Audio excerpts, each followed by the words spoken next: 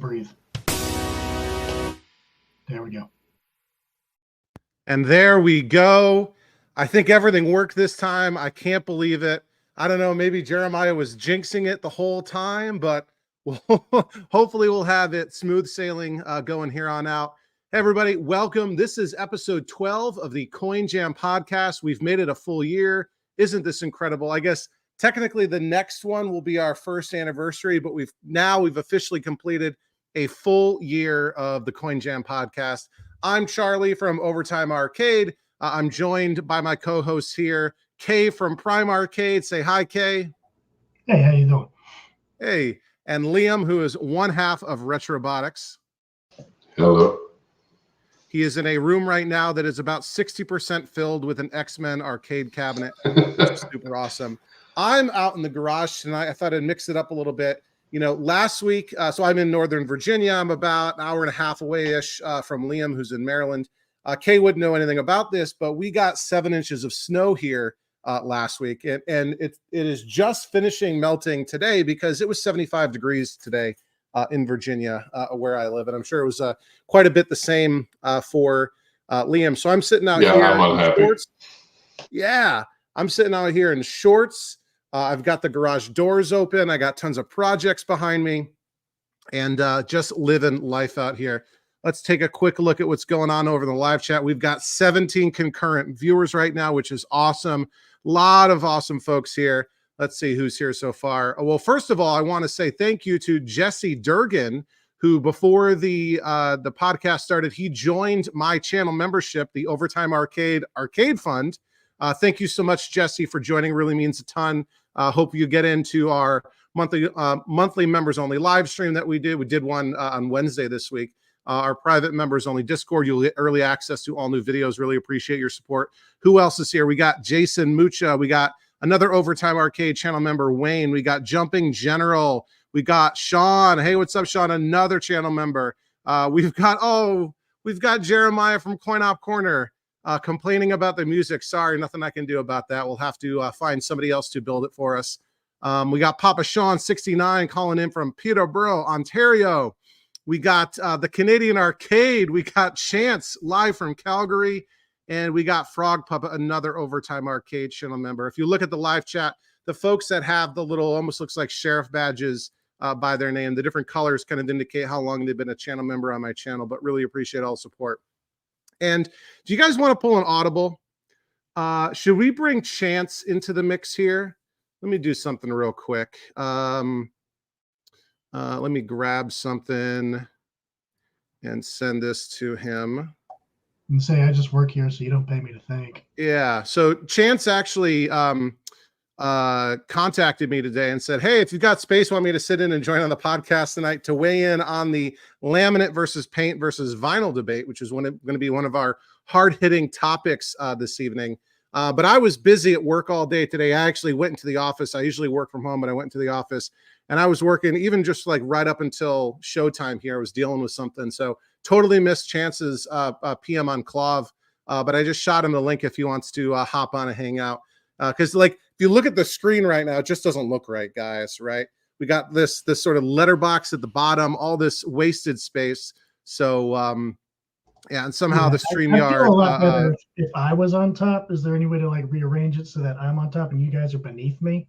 I would like that. Oh, I don't actually know if I can do that. Let me see. Looks like Chance is joining. Is he? Is he getting in? All right. Let me see. I don't know if I can. There we go. How about that? Whoops. I can't actually put one person on top, but I can put 2 on top and 1 on bottom. No jokes, Kay. No jokes about that. So, yeah, maybe we'll have Chance joining anytime now. Holy smokes. Another Overtime Arcade channel member in the house. Stringer Films. Let me come over here, do this. We got Stringer Films getting things started with a $200 million super chat donation. Stringer says, longtime listener, first-time caller. That's not true. I like turtles. That might be true. Really appreciate your donation. Awesome, awesome, awesome. Thanks, brother. Stringer is been a longtime supporter of the channel and recently became a channel member. I think it was right around, I don't know if it was part of the push that we did at the beginning of December I had like a little, off YouTube giveaway because YouTube doesn't like giveaways. Or maybe he joined during the New Year's live stream where I went, for 3 hours after midnight Eastern on New Year's with the live stream. And here we go. Josh O.D. Brown, who is also from the Canadian Arcade, is saying, satellite hot plate, let's bring him in right here. We got Chance live from Calgary. So we're now international again. We're in 3 different time zones because I think Calgary is mountain time. Mountain time, yes. Mountain time. So it's 6 o'clock where you are, 7 o'clock where Kay is, 8 o'clock where Liam and I are. And I know at least we've got Sean is on California time, which is I think even more different than Pacific time. So he's probably playing hooky at work. But yeah, who else is here? We got a smoke break. Do y'all have a Discord? A smoke break. We do have a Discord. So, well, I have a Discord for my channel, but it's only for Overtime Arcade channel members. So basically, folks that donate $1.99 a month, they get to become a channel member. They get a bunch of different perks. They get early access to all new videos, typically about a day earlier. They get a monthly members-only live stream. We did January's just on Wednesday. I was actually out in the garage playing a bunch of games, including games that I have not even. Whoops. Let me see. Where am I? I have not even announced some of these. Oh, I'm not even grabbing the right camera. I won't show you because I'll screw everything up. There's games over here that I've picked up that I haven't even done a pickup video yet, but Overtime Arcade channel members have already seen me play those games. And yeah, and also we have a private members only Discord for all of the awesome members here, including Jeffrey Mays. So welcome, Jeffrey Mays. I feel a little bit bad, Chase. I wish I had seen your message a little bit earlier. I didn't see it until literally I was getting ready, putting everything together to start the live stream. And I wore a t-shirt in honor of Jeremiah, who is in the live chat here. This is an official Coin Op Corner. It was just a fused t-shirt. I do have my Canadian Arcade t-shirt that I haven't worn on camera yet. So maybe I'll wear that in my an upcoming video at least to give you guys a plug. Thank you, Wayne. Appreciate that sentiment. Wayne says it's the best $1.99 a month plus exchange rate because Wayne is also a fellow Canadian, just like Chance and just like Josh. So yeah. So why don't we go ahead and get things started? First, we'll go around the horn.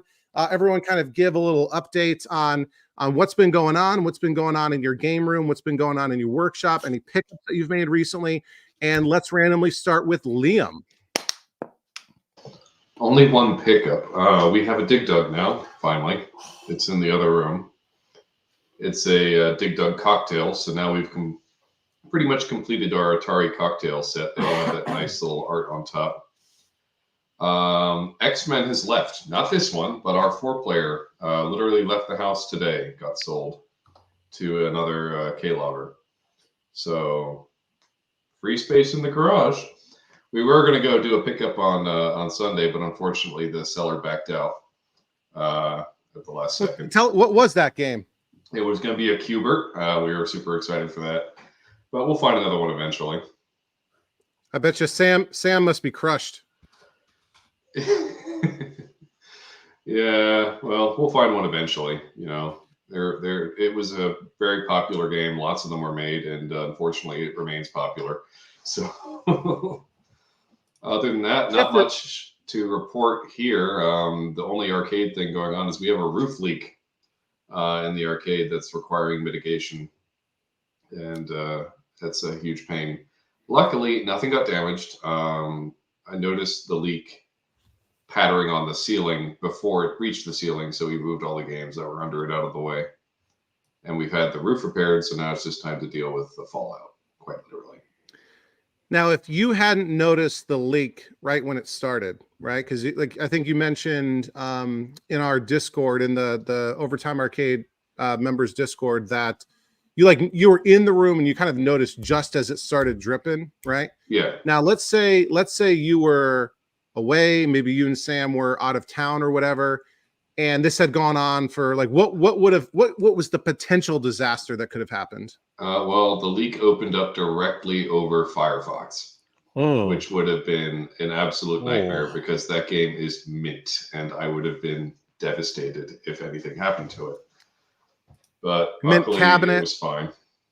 Mint cabinet, mint raster ampliphone. Everything is all numbers matching. Laser The thing was disc basically player. home use only. Could have been gone. We were this close. Averting disaster. Well, awesome. And so, like, do you feel like there's this thing behind you? Like it dominates the entire camera. Oh yeah, we picked that up. That was in December. Yeah, we picked this up December. Yeah. It's definitely quite something, isn't it? It takes up 24 square feet. Sam could fit inside that cabinet if you've seen our YouTube video on it.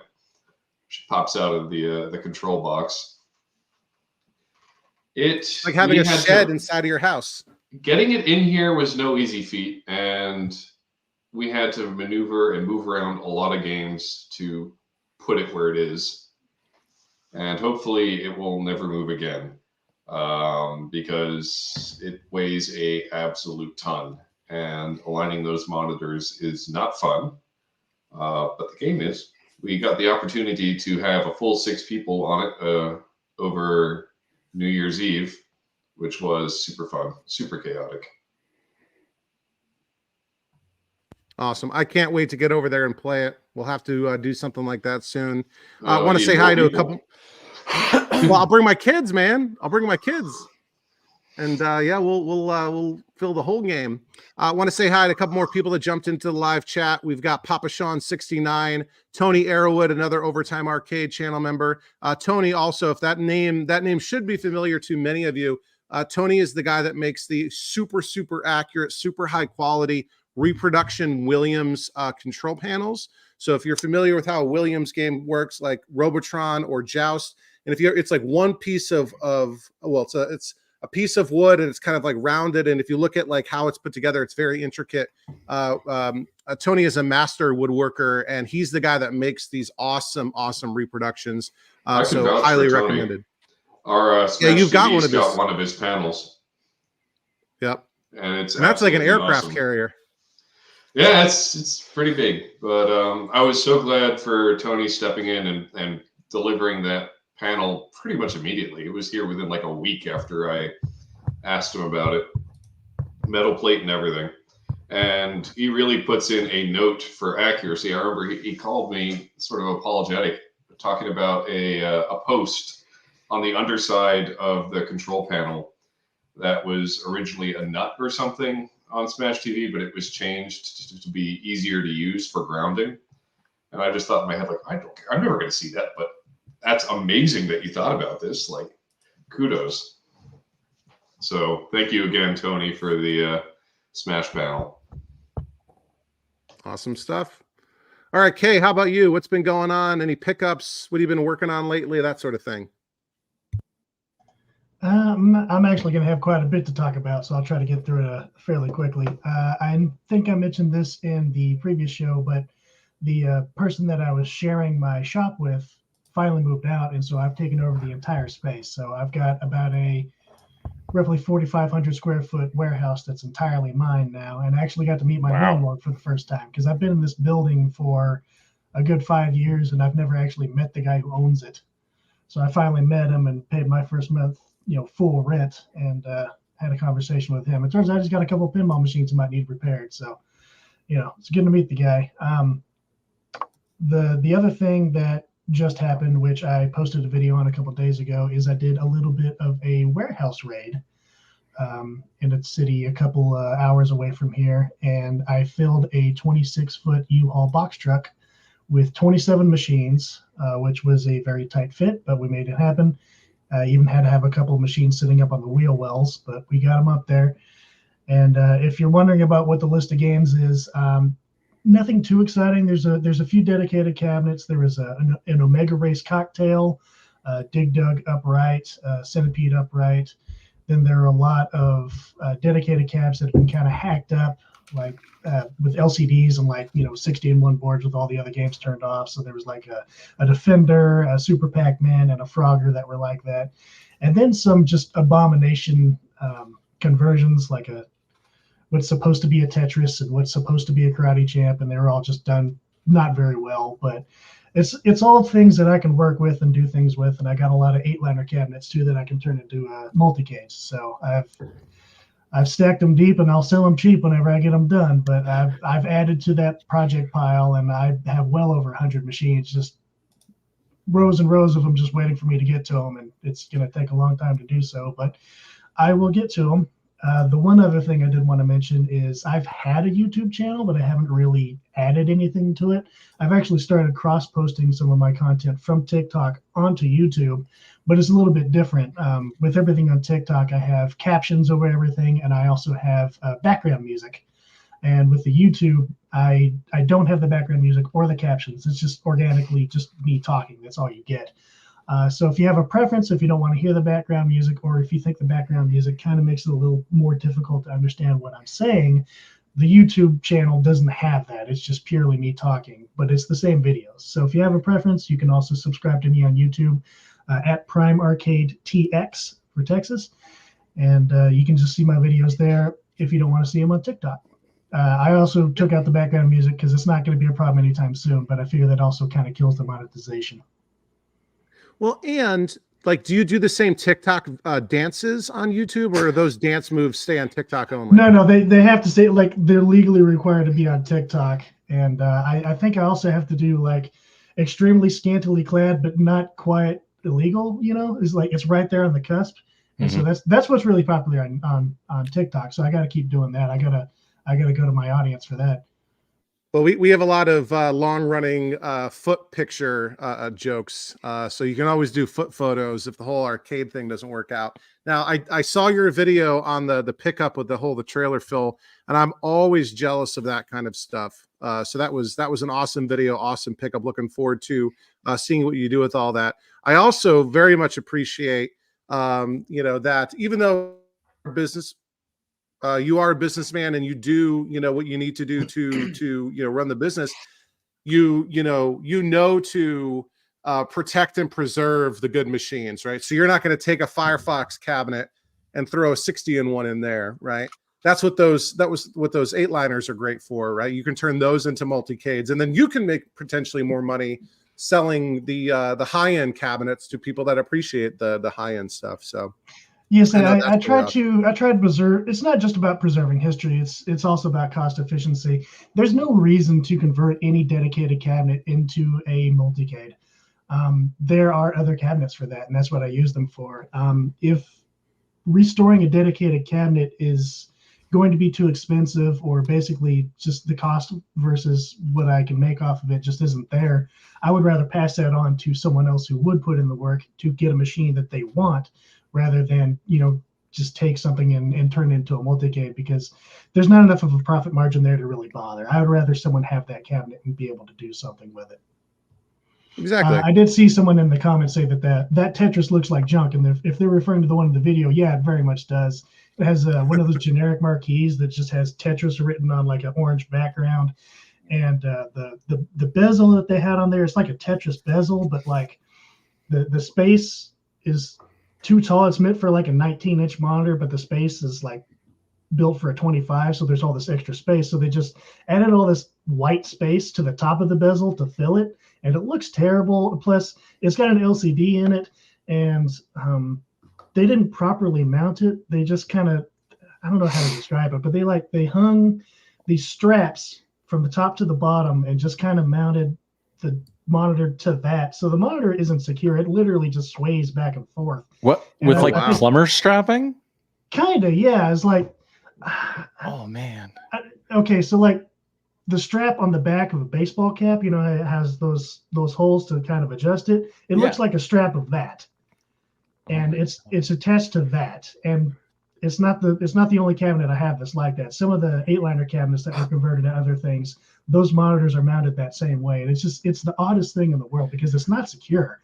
It sways back and forth, and like the only thing actually keeping it in place would be the bezel, preventing it from moving forward and backwards. It's so jank. I'm not going to keep it like that. But I think that's like a new level of jank. As far as you have to go out of your way to get that janky. It's like how, if there was a contest, it's like, how poorly can you build an arcade machine? Like, this is a shoo-in for first place. Yeah, like I've seen some operators do some pretty cheap crap, but like that's That's like it was on a Friday when they did that. I guarantee. I don't know. I've seen the arcade with the shag carpet size. I don't know if even the Tetris can beat that. The fact that you reminded me, yeah, okay. Speaking of, one of the cabinets I got, I like to refer to as the concrete special. We saw quite a few of these at a couple of the auctions that I go to, some of the coin op auctions. Someone had an operator that put a bunch of machines into laundromats, had a whole just line of machines that they were selling at the auction, and they were all very generic. Like the control panel overlay and the marquee were the same, like blue plexi with nothing on it, no backlighting or anything like that. They all had the diamond plate on the front to like reinforce it. And in order to deter theft, what this operator had done was they had taken a bucket and they had placed the bucket in the bottom of the machine, and then they filled it with concrete and they let it overflow with concrete and they let it dry. So now the machine is too heavy to steal. And since the concrete is not only in the bucket, is overflowed and gotten into the inside of the cabinet, so it's literally stuck in the cabinet. There's no removing this. Like, you'd have to get a jackhammer and like you destroy the cabinet in the process. So it's just like a 500-pound cabinet for no reason. I would watch that TikTok video. I would watch that too. I would watch that also. What the hell? Yeah, you can watch need to me, like gate that behind a paywall because you'd make money. Like, you can watch me part out whatever's in there, because I'm sure it's just some generic JAMA board or multicade board or whatever with an LCD. Take those things out and just set the rest on fire. Because what am I going to do with this thing? Like, no one. Well, when you finish setting it on fire, you'll have a nice concrete stool. That's absolutely true. Yeah, pretty much. Yeah. Yeah. And a story. We got a couple new people have entered the live chat, and including a few folks that are talking a little trash towards you, Kay. I assume these are friends of yours or fans. It sounds like they know what they're talking about. J-Rock, not to be confused with the one and only J-Rock, J-R-O-K. J-Rock was, he was saying that Tetris looks like junk. E-N-K-O, who I think is a buddy of yours. That would be my girlfriend, and she was there to pick up. She saw the bezel, so... Yeah, it's not great. Also, speaking of saying I got the board, I think it's a bootleg board, so I don't even know if it's that great of a that great of a get. Bootlegs are boards too. Say again, Chance. Bootlegs are boards too. Sure, if that's all you can get, right? Yeah, if that's like side tangent, puzzle or bubble bobble, super bubble bobble, bootleg, really hard to get the bubble bobble. I'll take a super bubble bobble any day. It's a board too. So if anyone wants to fight on bootlegs, I'll go toe to toe. I have heard people like, is it Galaga bootlegs better than authentic ones because they are much more reliable than the original Namco Galagas? Yeah, but that's not a high bar though. No. Yeah. So Kay, how do we pronounce this screen name? Is it like Enco or E-N-K-O, or how would you pronounce that? Enco, yeah. Enco. Okay. All right. Let's see. We got Stephen Wallard saying late to the party. Is T2 Pin kept giving him free games. What's wrong with that, right? Like, you keep, are you getting the high score to get a free game, or winning the like random roll at the end, that sort of thing? And She-Line Gaming has joined too. I guess there was a really bad ad or something. Often I'll put my little like parody, Save the Children, Save the Cabarets ad, but I didn't have that run. So there was some kind of ad that She-Line got that a little bit anxiety inducing. So tell us more about that.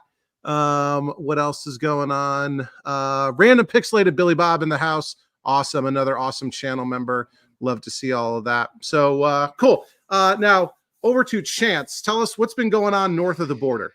Oh man. Well, for starters, like, can you guys hear me okay? Everything sounds good on your side? Sounds good, man. And the sound effects are good. Can you hear the Haven't heard any sound effects yet. Okay, so that's not working. So I'll just have to censor myself normally. Oh man, no soundboard. It was kind of a rush to get in here last second, so I'll probably fix it halfway down. I don't even want to be here anymore. We'll get them working while you guys are talking. What's new with us? Me. Well, actually, I would say us, because Josh and I have been busy on some stuff. If you haven't seen our social media stuff, Josh and I finally got around to working on the Tempest cocktail. So that video, I was literally editing the part 2, which will be the second and final part, unless we do like a gameplay video of it. I was editing that. For those of you who don't know or don't follow us, Josh picked up a cinema camera, like a really nice quality high-end cinema camera, because we work in film and television, and we thought, it'd be nice to have some tools of the trade in our wheelhouse as well. So he, invested heavy, got some nice lenses and everything. And we've been trying to find excuses to use that. So we filmed, what was it? Like, I think a week ago, we filmed, I've lost all track of time, man. We filmed the reassembly of the game. And now I've been like hunting down like a backing track for it. And we're going to actually hopefully make something quite enjoyable. Won't be a very long video, probably about 5-6 minutes. But so that's kind of the big thing. As far as pickups go. Let me say two things here. One, thank you to She-Lion Gaming for the $500 million super chat donation.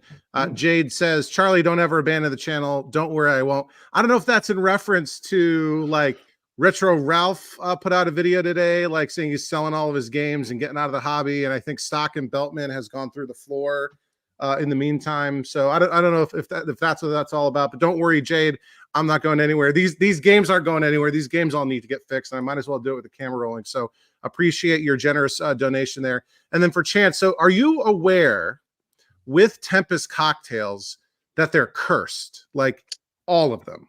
And are you aware of this whole thing? No, I'm not, but I don't believe in that kind of thing. So give it to me. It's kind of dangerous. And Liam has been a very strong proponent of this theory. So it seems that anytime anyone ever has a Tempest cocktail, they end up almost immediately getting divorced and selling it. Right.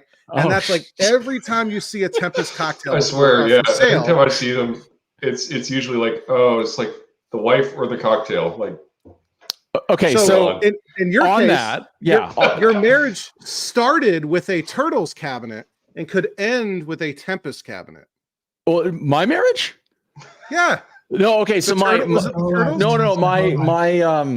girlfriend of 8 years, who is now my wife, as of April 17th, 18th, Vanessa. So Vanessa and I, but quick story, 6 months into us starting to date, I had to go pick up a cabinet because I was already in the hobby. I was already collecting and I built my first game.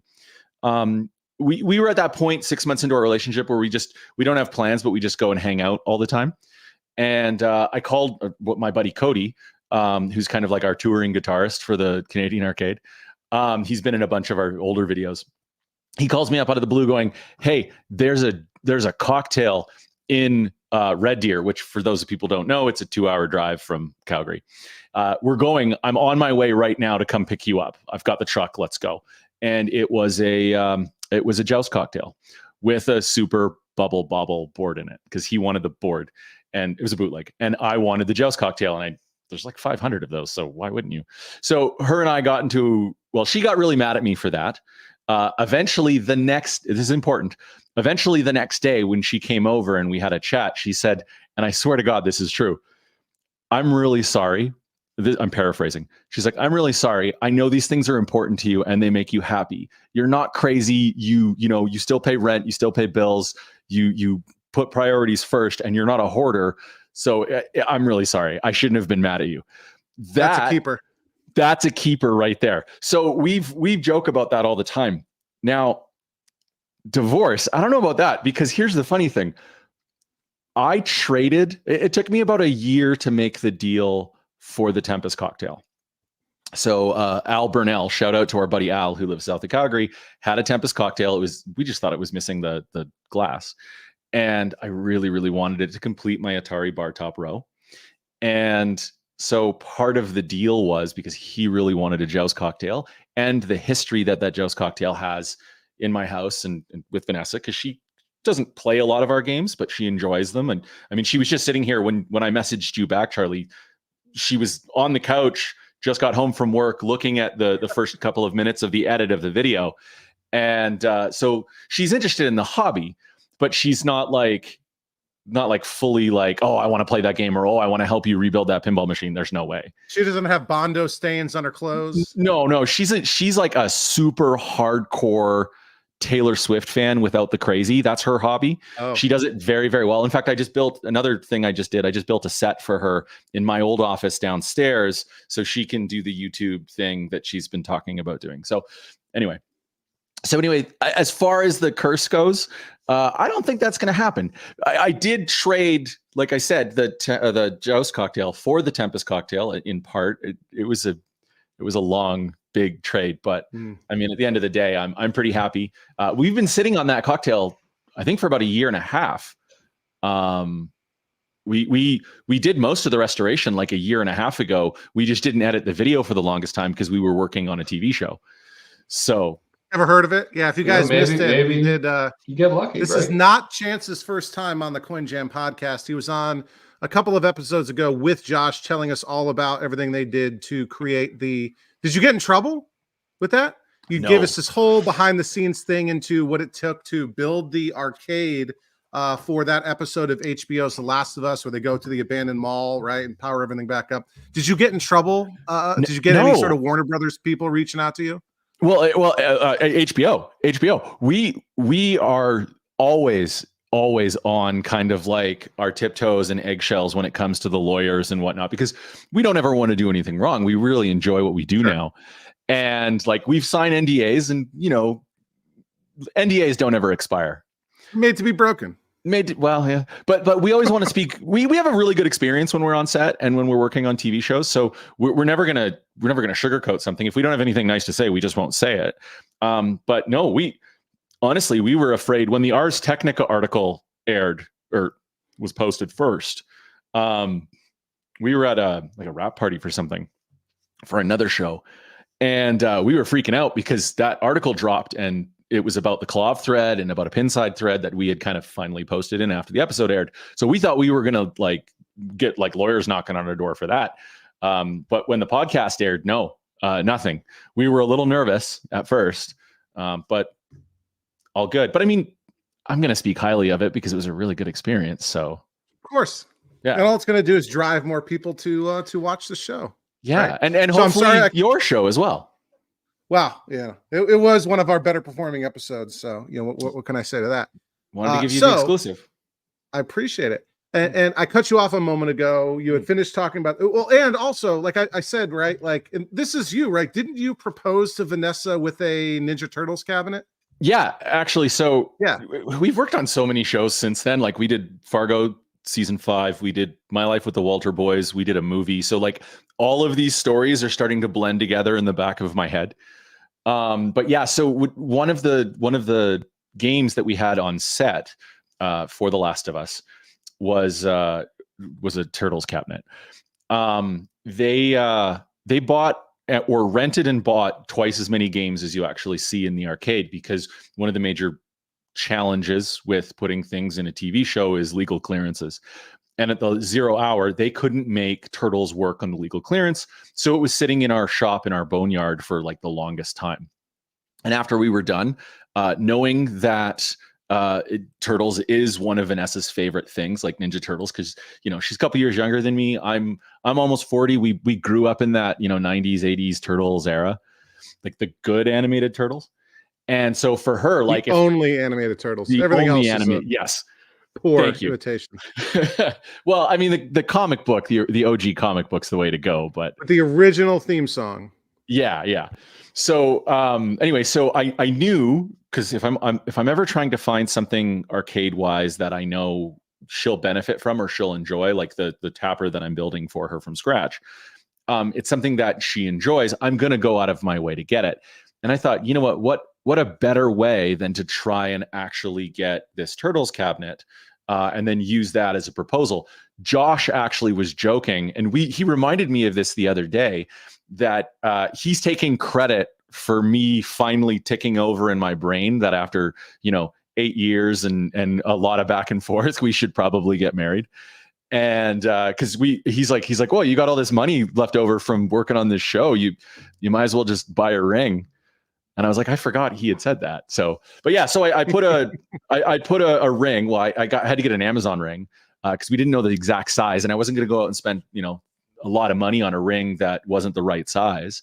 So I got what I figured was close enough from Amazon, which I knew was similar to like what she was probably looking for. Put it in a ring box, put it in the coin box of the turtles. Had about a month after we wrapped on set with The Last of Us, I had it delivered from production because it's a long story, but I actually almost didn't get the Turtles cabinet. One of the executive producers was trying to buy it for her kids so that she could show her kids like what she used to play in the arcade.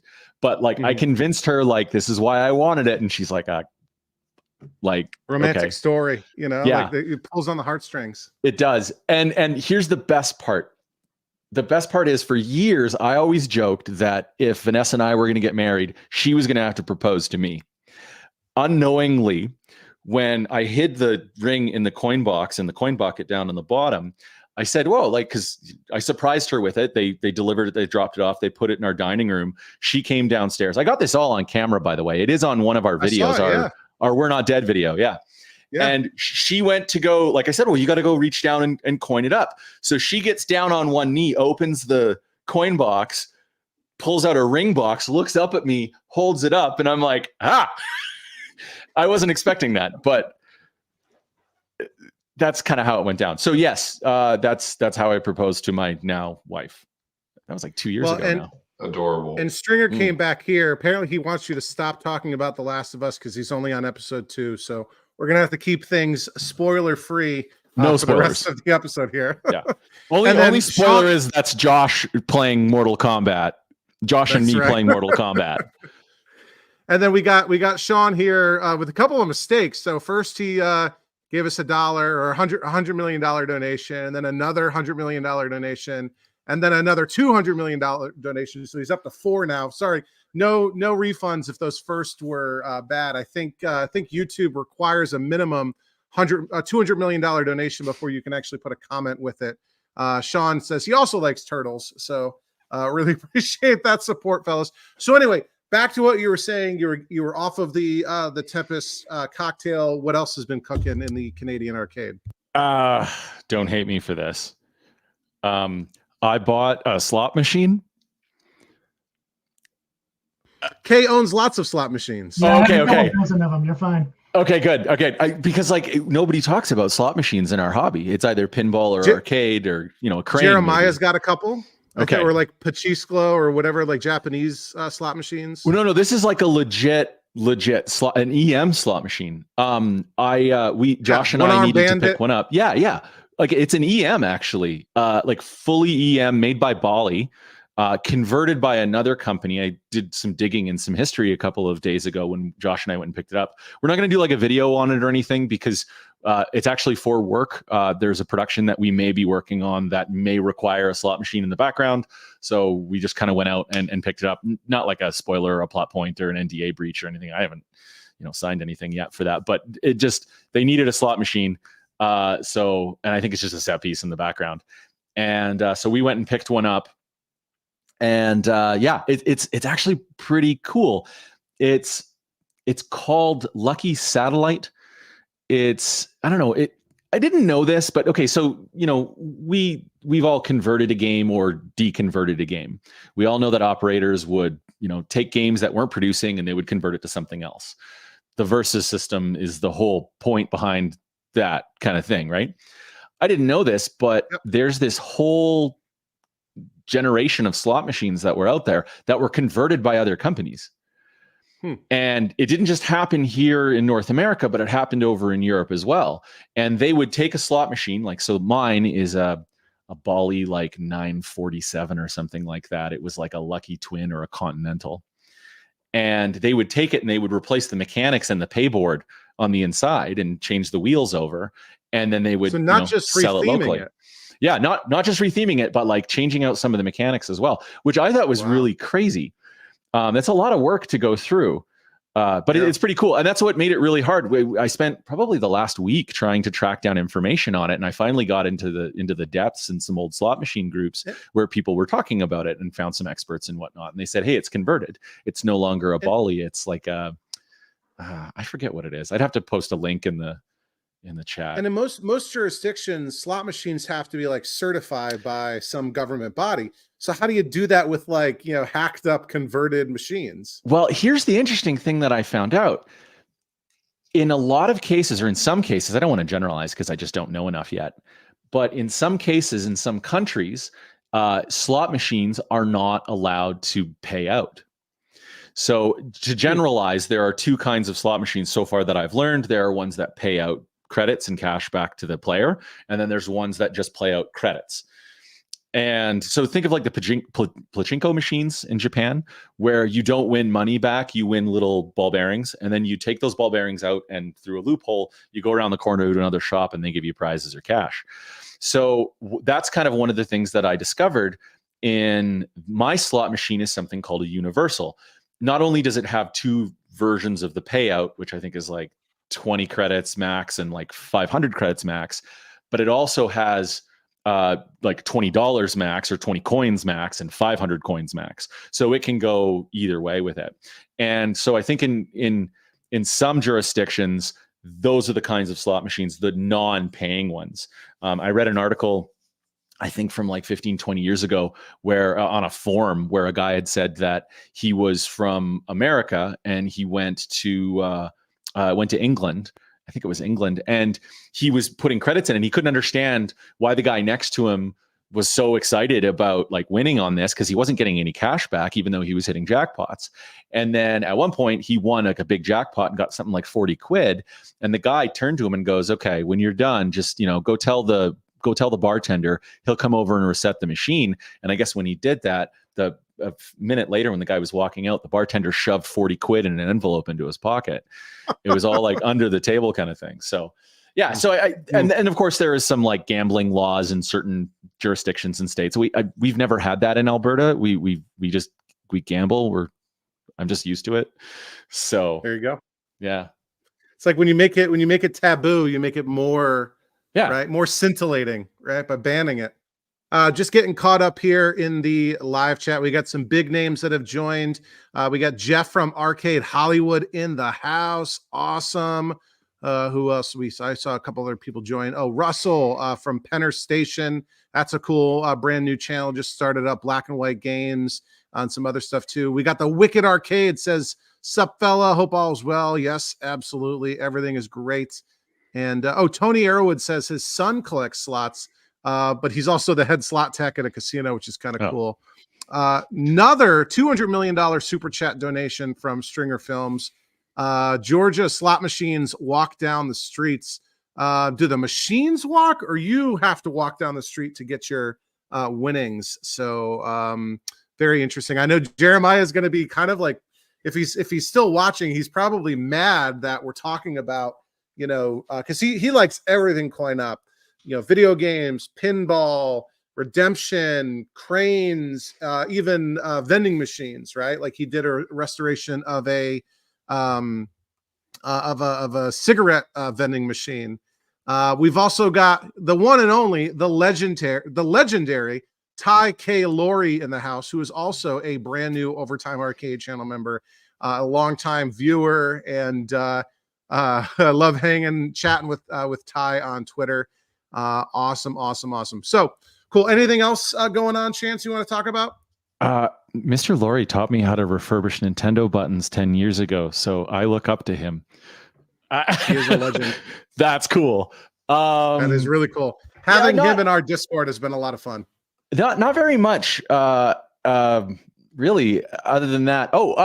Small thing. Josh and myself and Arlen, our buddy who owns the local pinball bar, we just put the start of some more games into one of the big bars, like really big bars downtown. Yeah. So we're a little excited about that, but that was like 2 days ago. So feel free to plug those. We've got Canadian viewers, right? Come to Calgary, go to Pin Bar and National. There you go. There you go. Awesome. Okay, cool. So for me, my updates, let's see. I think if you saw, I think you didn't see this on the last episode of the podcast, but if you watched my New Year's live stream, you would have saw I've rearranged my basement lineup. So my main lineup in the basement, I've got like, games kind of all around. The sort of main row that's behind me, typically when I'm on camera, that's all fine. It's still Donkey Kong Joust, Tempest, Armor Attack, Robotron, then Asteroids, Cabaret, and then the Donkey Kong Jr. Donkey Kong Jr. is going to leave pretty soon. And then the other wall, I used to have my Play Choice 10 and 2 pins. So I took those out of the room. And I also had for a while another room in the basement that's usually not on camera that has my 4-player NBA Jam and my Centipede. I took those out of that room. I put them into another room in the basement.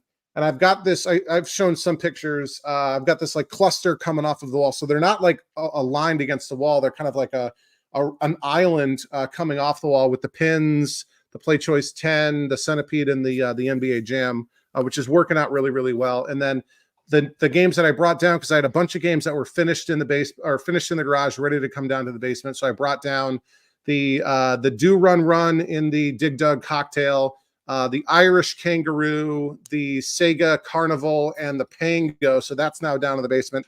That's been working great. Let's see. I did just pick up 2 more games. So I posted some pictures of that online. I got 2 working games for $75 each. I will be doing a pickup video relatively soon. These games work. They need some TLC. One of them's been converted. One of them's kind of been converted, but really to a sequel of the game. So not that rough of a conversion.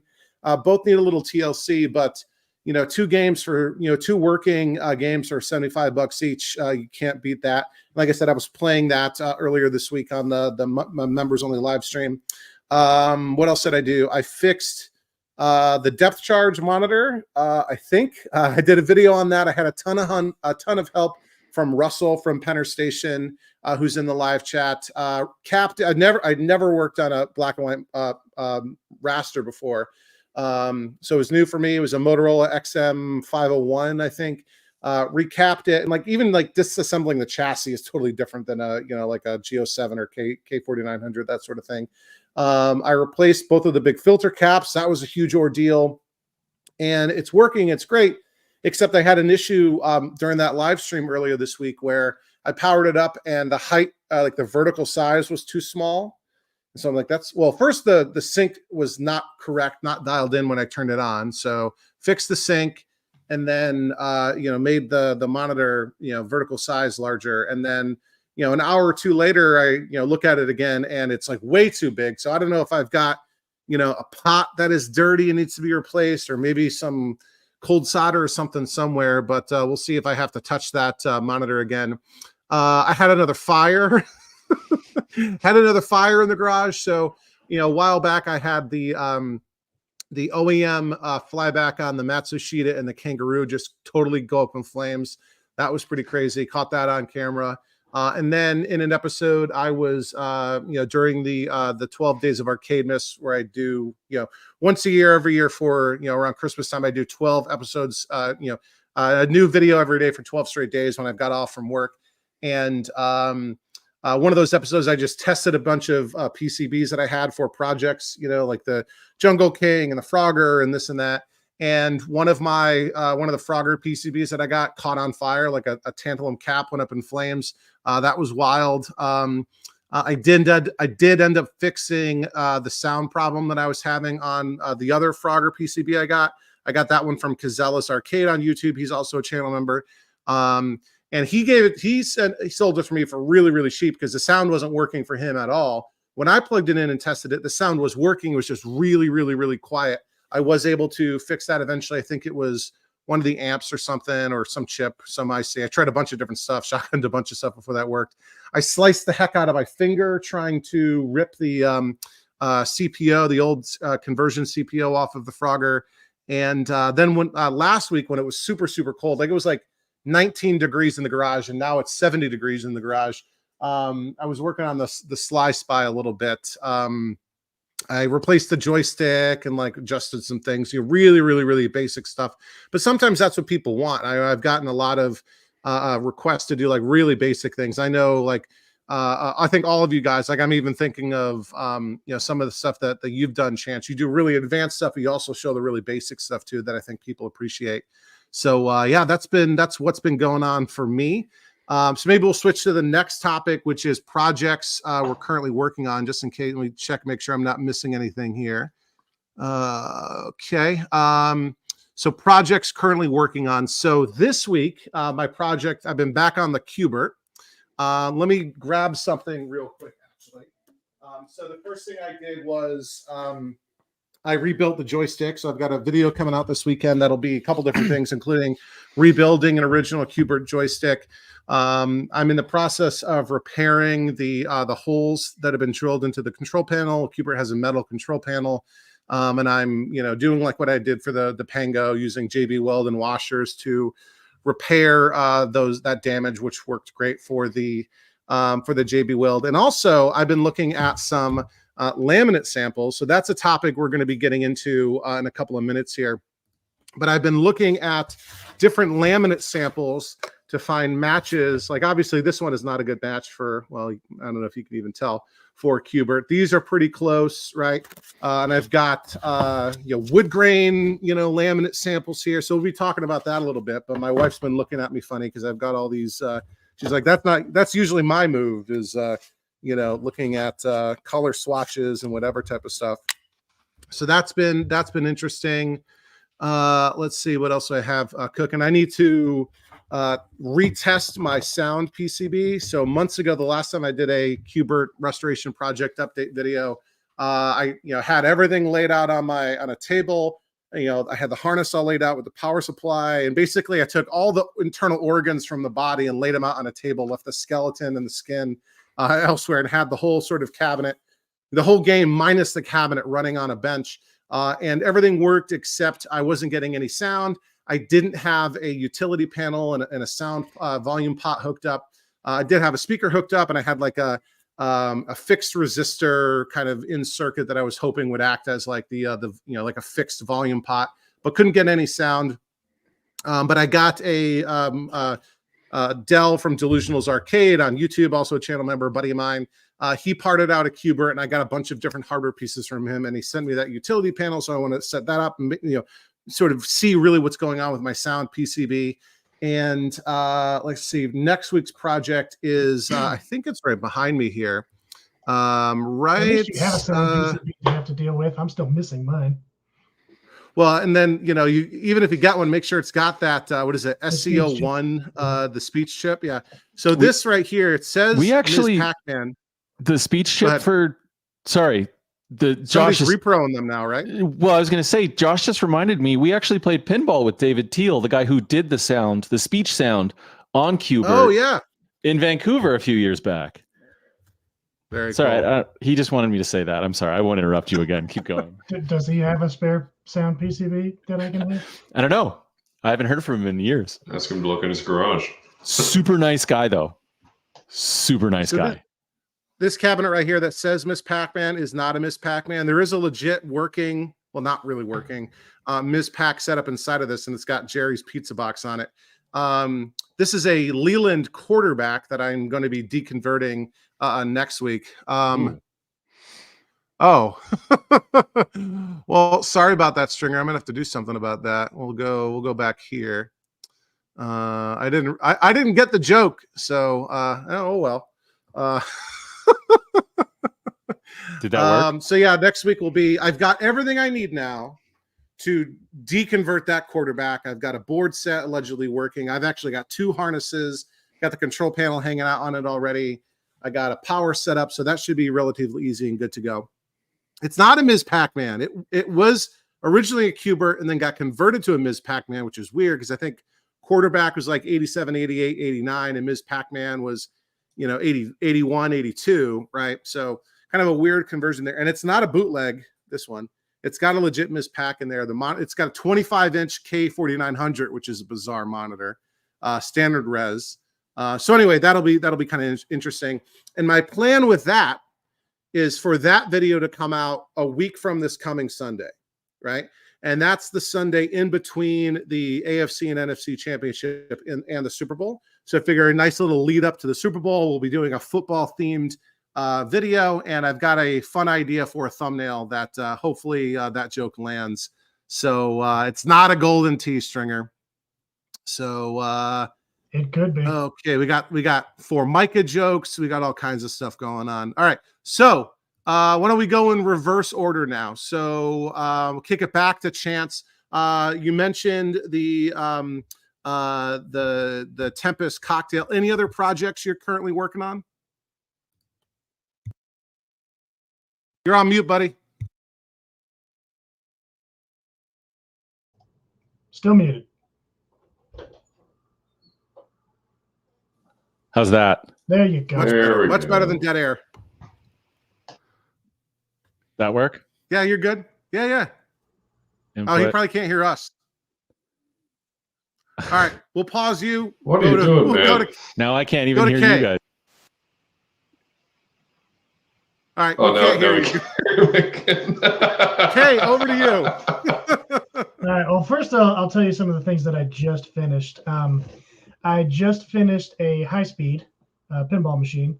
And I posted the TikTok and YouTube videos for that about 10 minutes before we started this. So don't go watch them right now. Let's finish this podcast, but then immediately rush over to my YouTube and subscribe, and then watch it there. And then also go to my TikTok, prime_arcade, and subscribe to that and watch it there as well. So you can get both sides of it.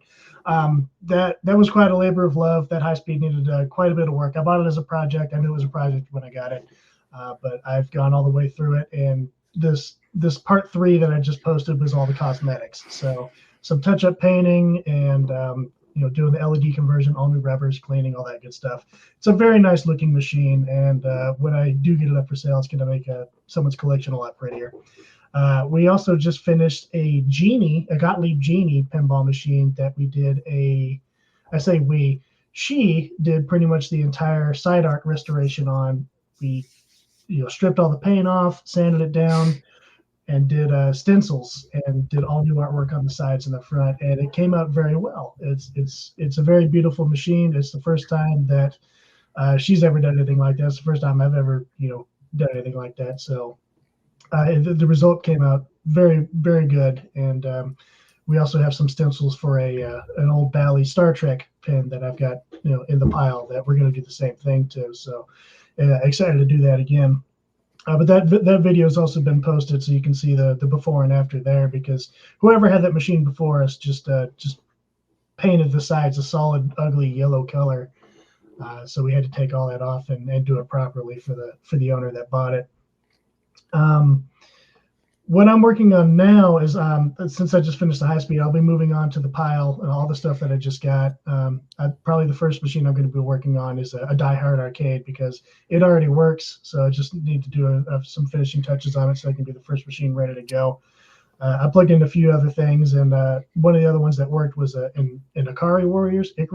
I don't know how you pronounce that. I think it's Ikari. Is it Ikari? Sure, we'll go with that. Tomato. It's got the rotary sticks, and the coin door was locked, so I couldn't coin it up to try them. But one of them feels like it's rotating correctly. The other one just rotates freely, so I think there's something wrong with that stick.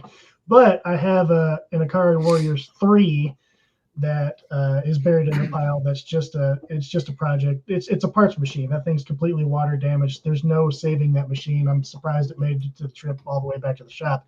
But it's got the rotary sticks on there, so I can steal those. So I should be able to get that machine up and running, no problem. I also find myself in a very odd position. I have 3 Tempests in the shop. I know Tempest isn't necessarily that rare of a game, but it is decently rare for them to survive conversion for this long and still be Tempest. I have 3 dedicated Tempests in the shop. One of them is up for sale. Another one is pretty much fully working. I just have to do a couple things up for it, and it would be for sale. And the third was just a nifty cabinet. It has no monitor or anything like that. But I had a spare PCB that I thought was non-working, but while I was in the process of messing with this last Tempest, turns out it just had a couple of quirks, and I was able to repair it myself. And so I've got a working board set for it. So I think if I can get a a vector VGA for it and end up putting a flat screen in there. It's not ideal, but I'll probably die before I come across another 6100 just lying around. So it's either that or, turn that into a 61. So I think we'll stick with putting a VGA in there, which I've done once before, and the result's not actually that bad. As long as you got it behind some smoke plexi, the average person can't tell the difference, and the average person's probably who's going to end up buying that machine. So from the business standpoint, I'm totally happy with that. Why not a CRT instead of a flat screen, though? You could do that too, but I think it would have to be a high resolution CRT because it puts out a VGA signal. Mm-hmm. Which, I mean, they do have high resolution CRTs, but or I could just do like a converter board. Computer monitor. Yeah. Yeah, I usually just put in a computer monitor or something like that. And and there is that guy on Clav in Pennsylvania. And I think it's down to $750. He is selling a working Space Duel upright. It's got some pretty bad water damage on the bottom of the cabinet, but even $750 is a decent price for a working 6100 these days alone. I paid that for my Space Duel when I first bought it, Canadian dollars in cash 8 years ago. Yeah. So I don't know if that means the market is soft or what, but it also could be that he posted video of it sitting at 8 inches of water. Still works. Yeah. Left it out to dry, put some concrete in the bottom, shore it up. I'll tell you, if this place ever catches on fire, those 6100s, the two I've got in my basement, that's coming out with me. I mean, family pictures, Vanessa, she knows. The GO8s caused the fire. Yeah. You grabbed the 6100s to rescue them. It was my Marble Madness that caught fire, and Unfortunately, all the 6100s are in the other room over there, except for this one, the Space Duel that I'm sitting at. Because you got your vector sector behind you. Yep. Yeah. Ooh. So I think you've made a sale potentially, Kay. We got Russell Penner Station saying he'd potentially be interested in a Tempest. So you might have to give the one I have the, for sale right now is real pretty. It's a nice dedicated cabinet. Side art and everything's in pretty fantastic shape. It's got a very solid monitor in it. Repair the PCB, you replace the big blue and all that good stuff. It's fully shopped out and ready to go. So I'm sure you're nowhere near me, but they're shipping. Colorado.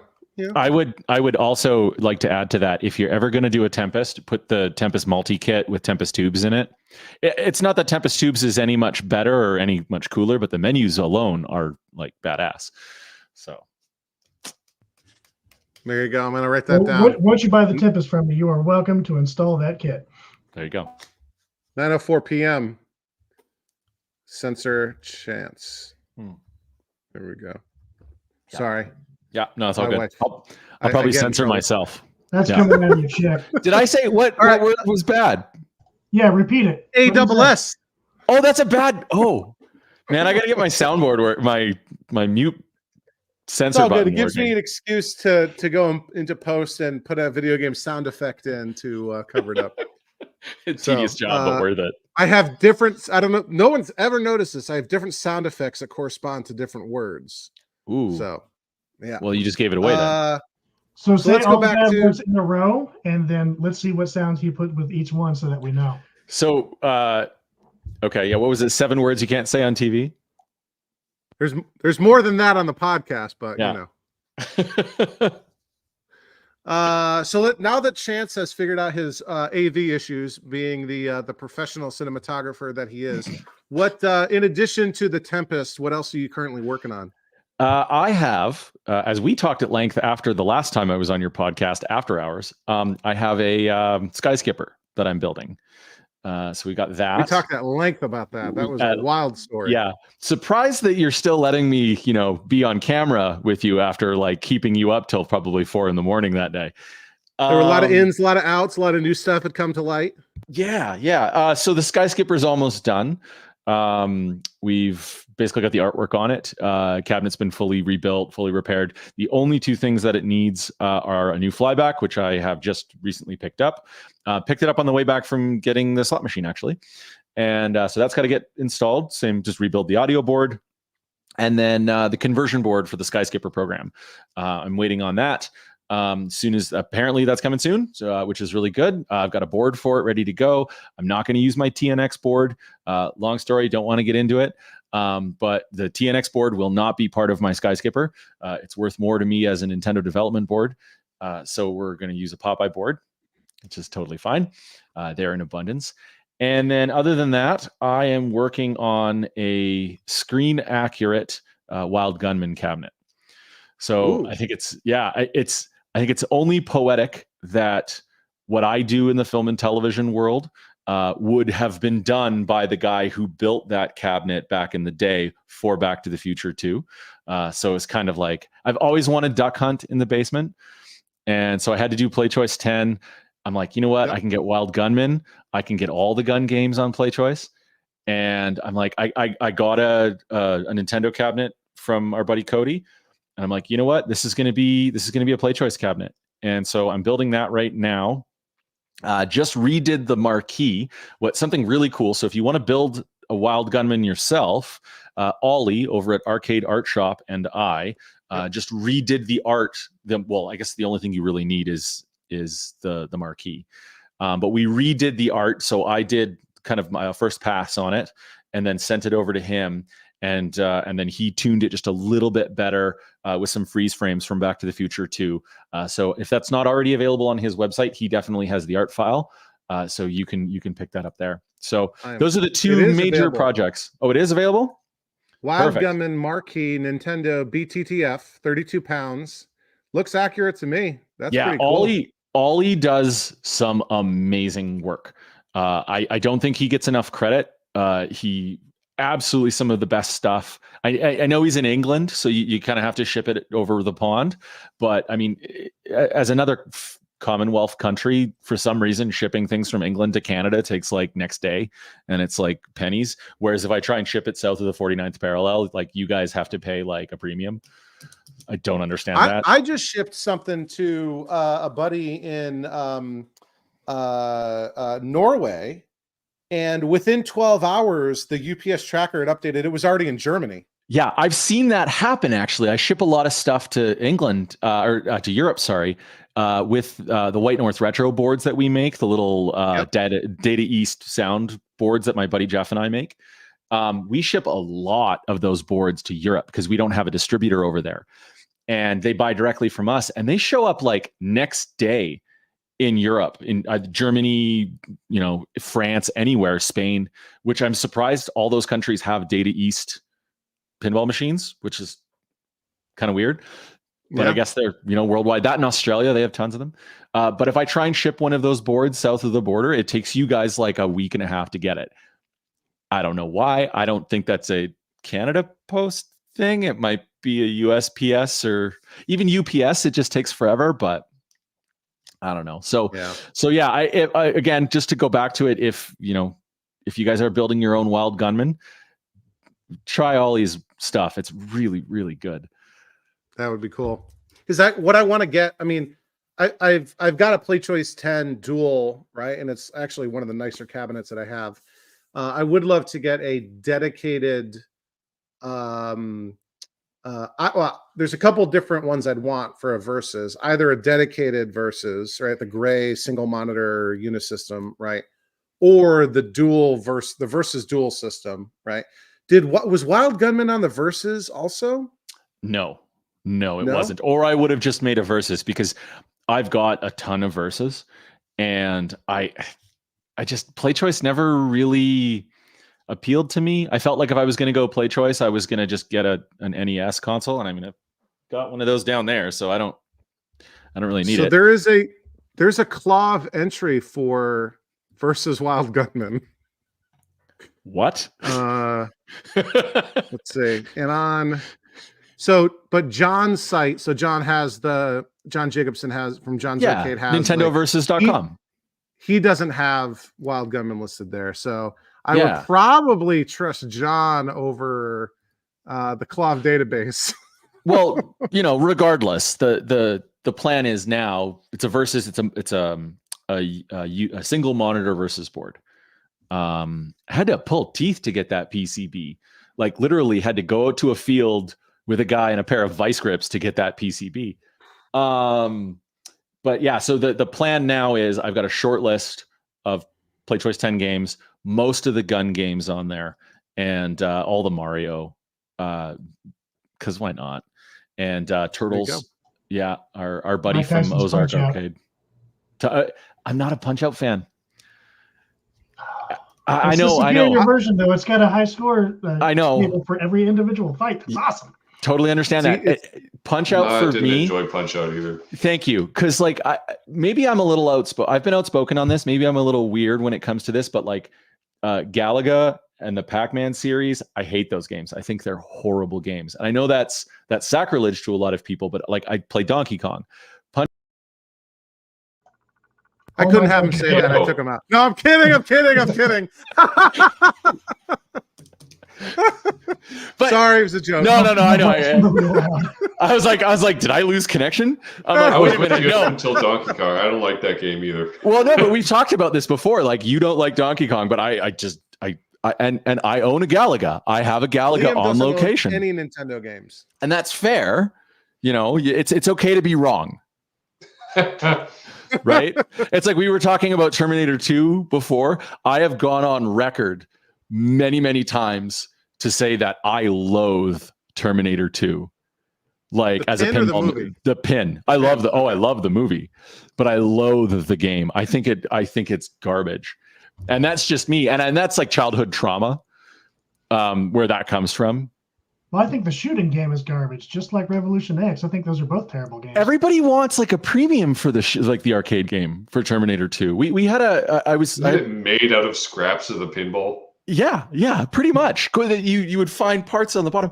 But no, I had quick story. I had the garage door open like 5 or 6 years ago, and I was working on some games. The what door? The garage door.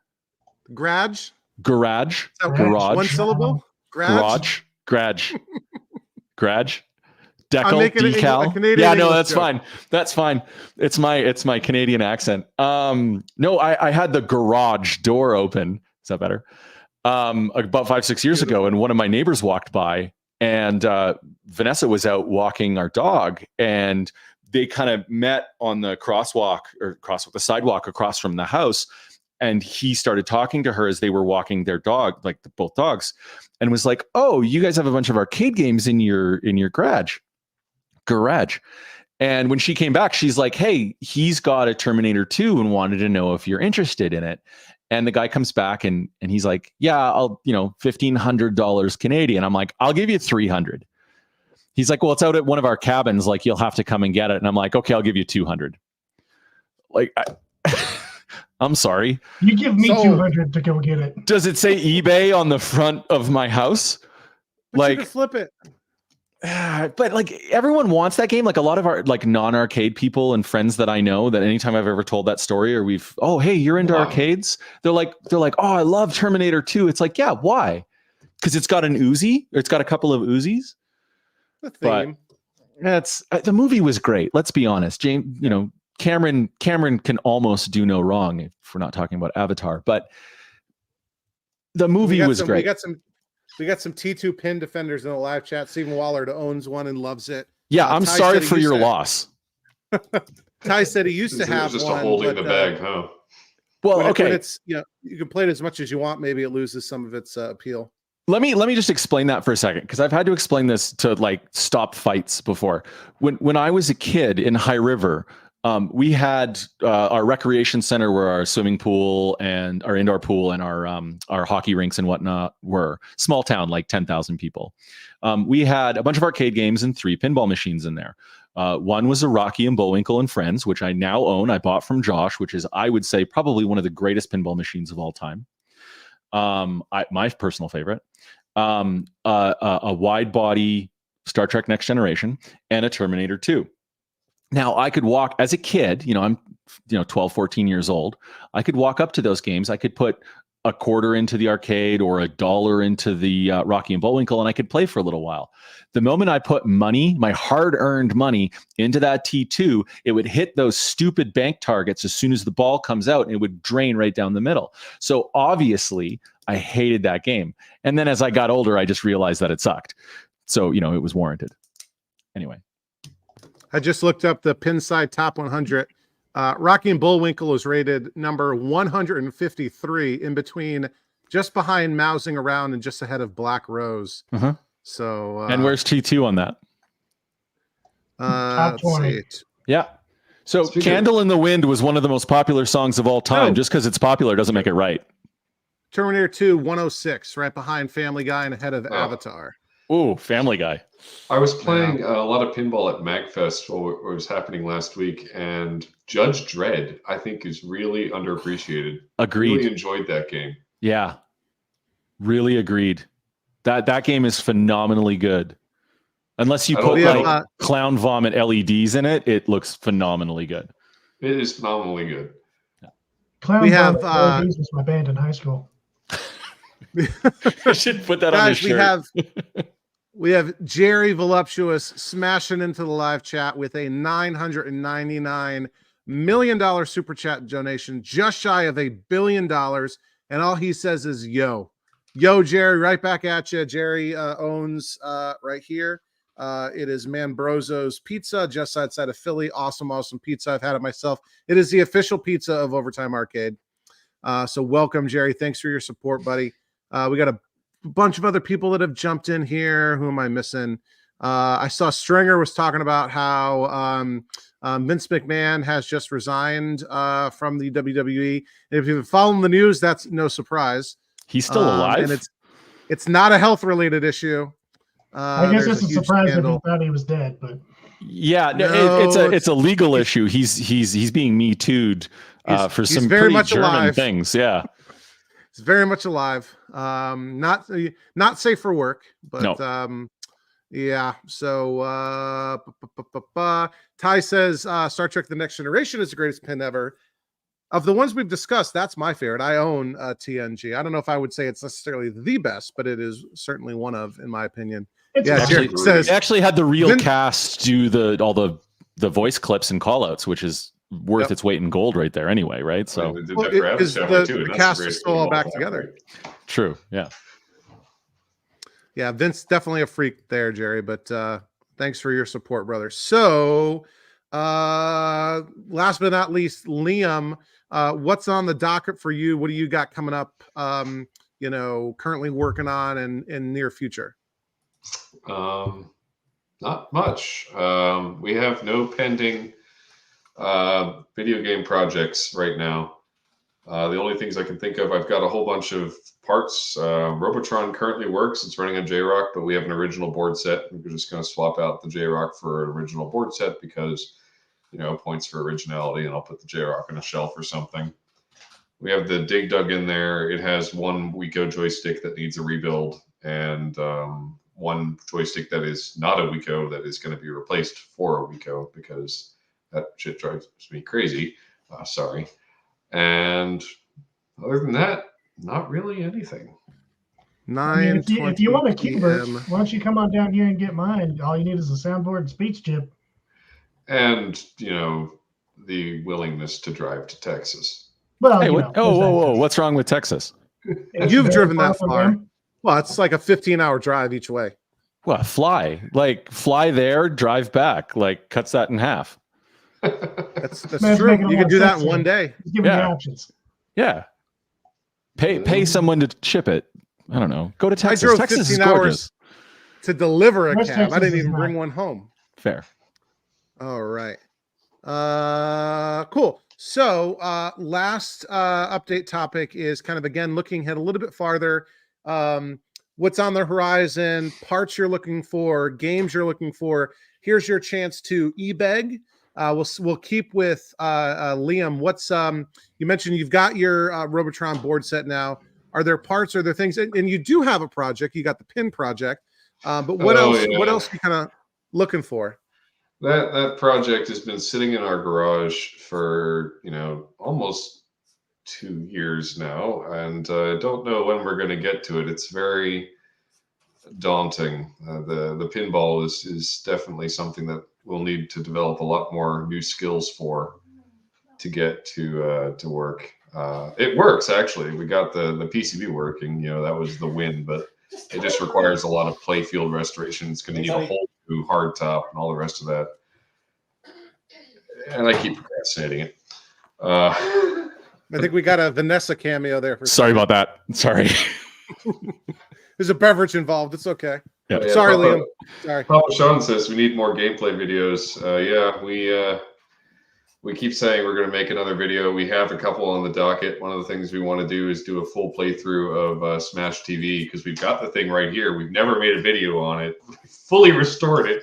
Should give you something, but we just have to get off our butts and do it, or rather, sit down and do it. Well, and you and Sam just hit a milestone. Yes. You just this week, right, hit 500 subscribers. So Nice. I just put a link to your channel down in the live chat. Everyone go take a second. It's not like me. He's not annoying like me. He doesn't have an auto video playing. So you can go ahead and click on that link. It's not going to cause a problem. Go make sure you're subscribed to Retrobotics.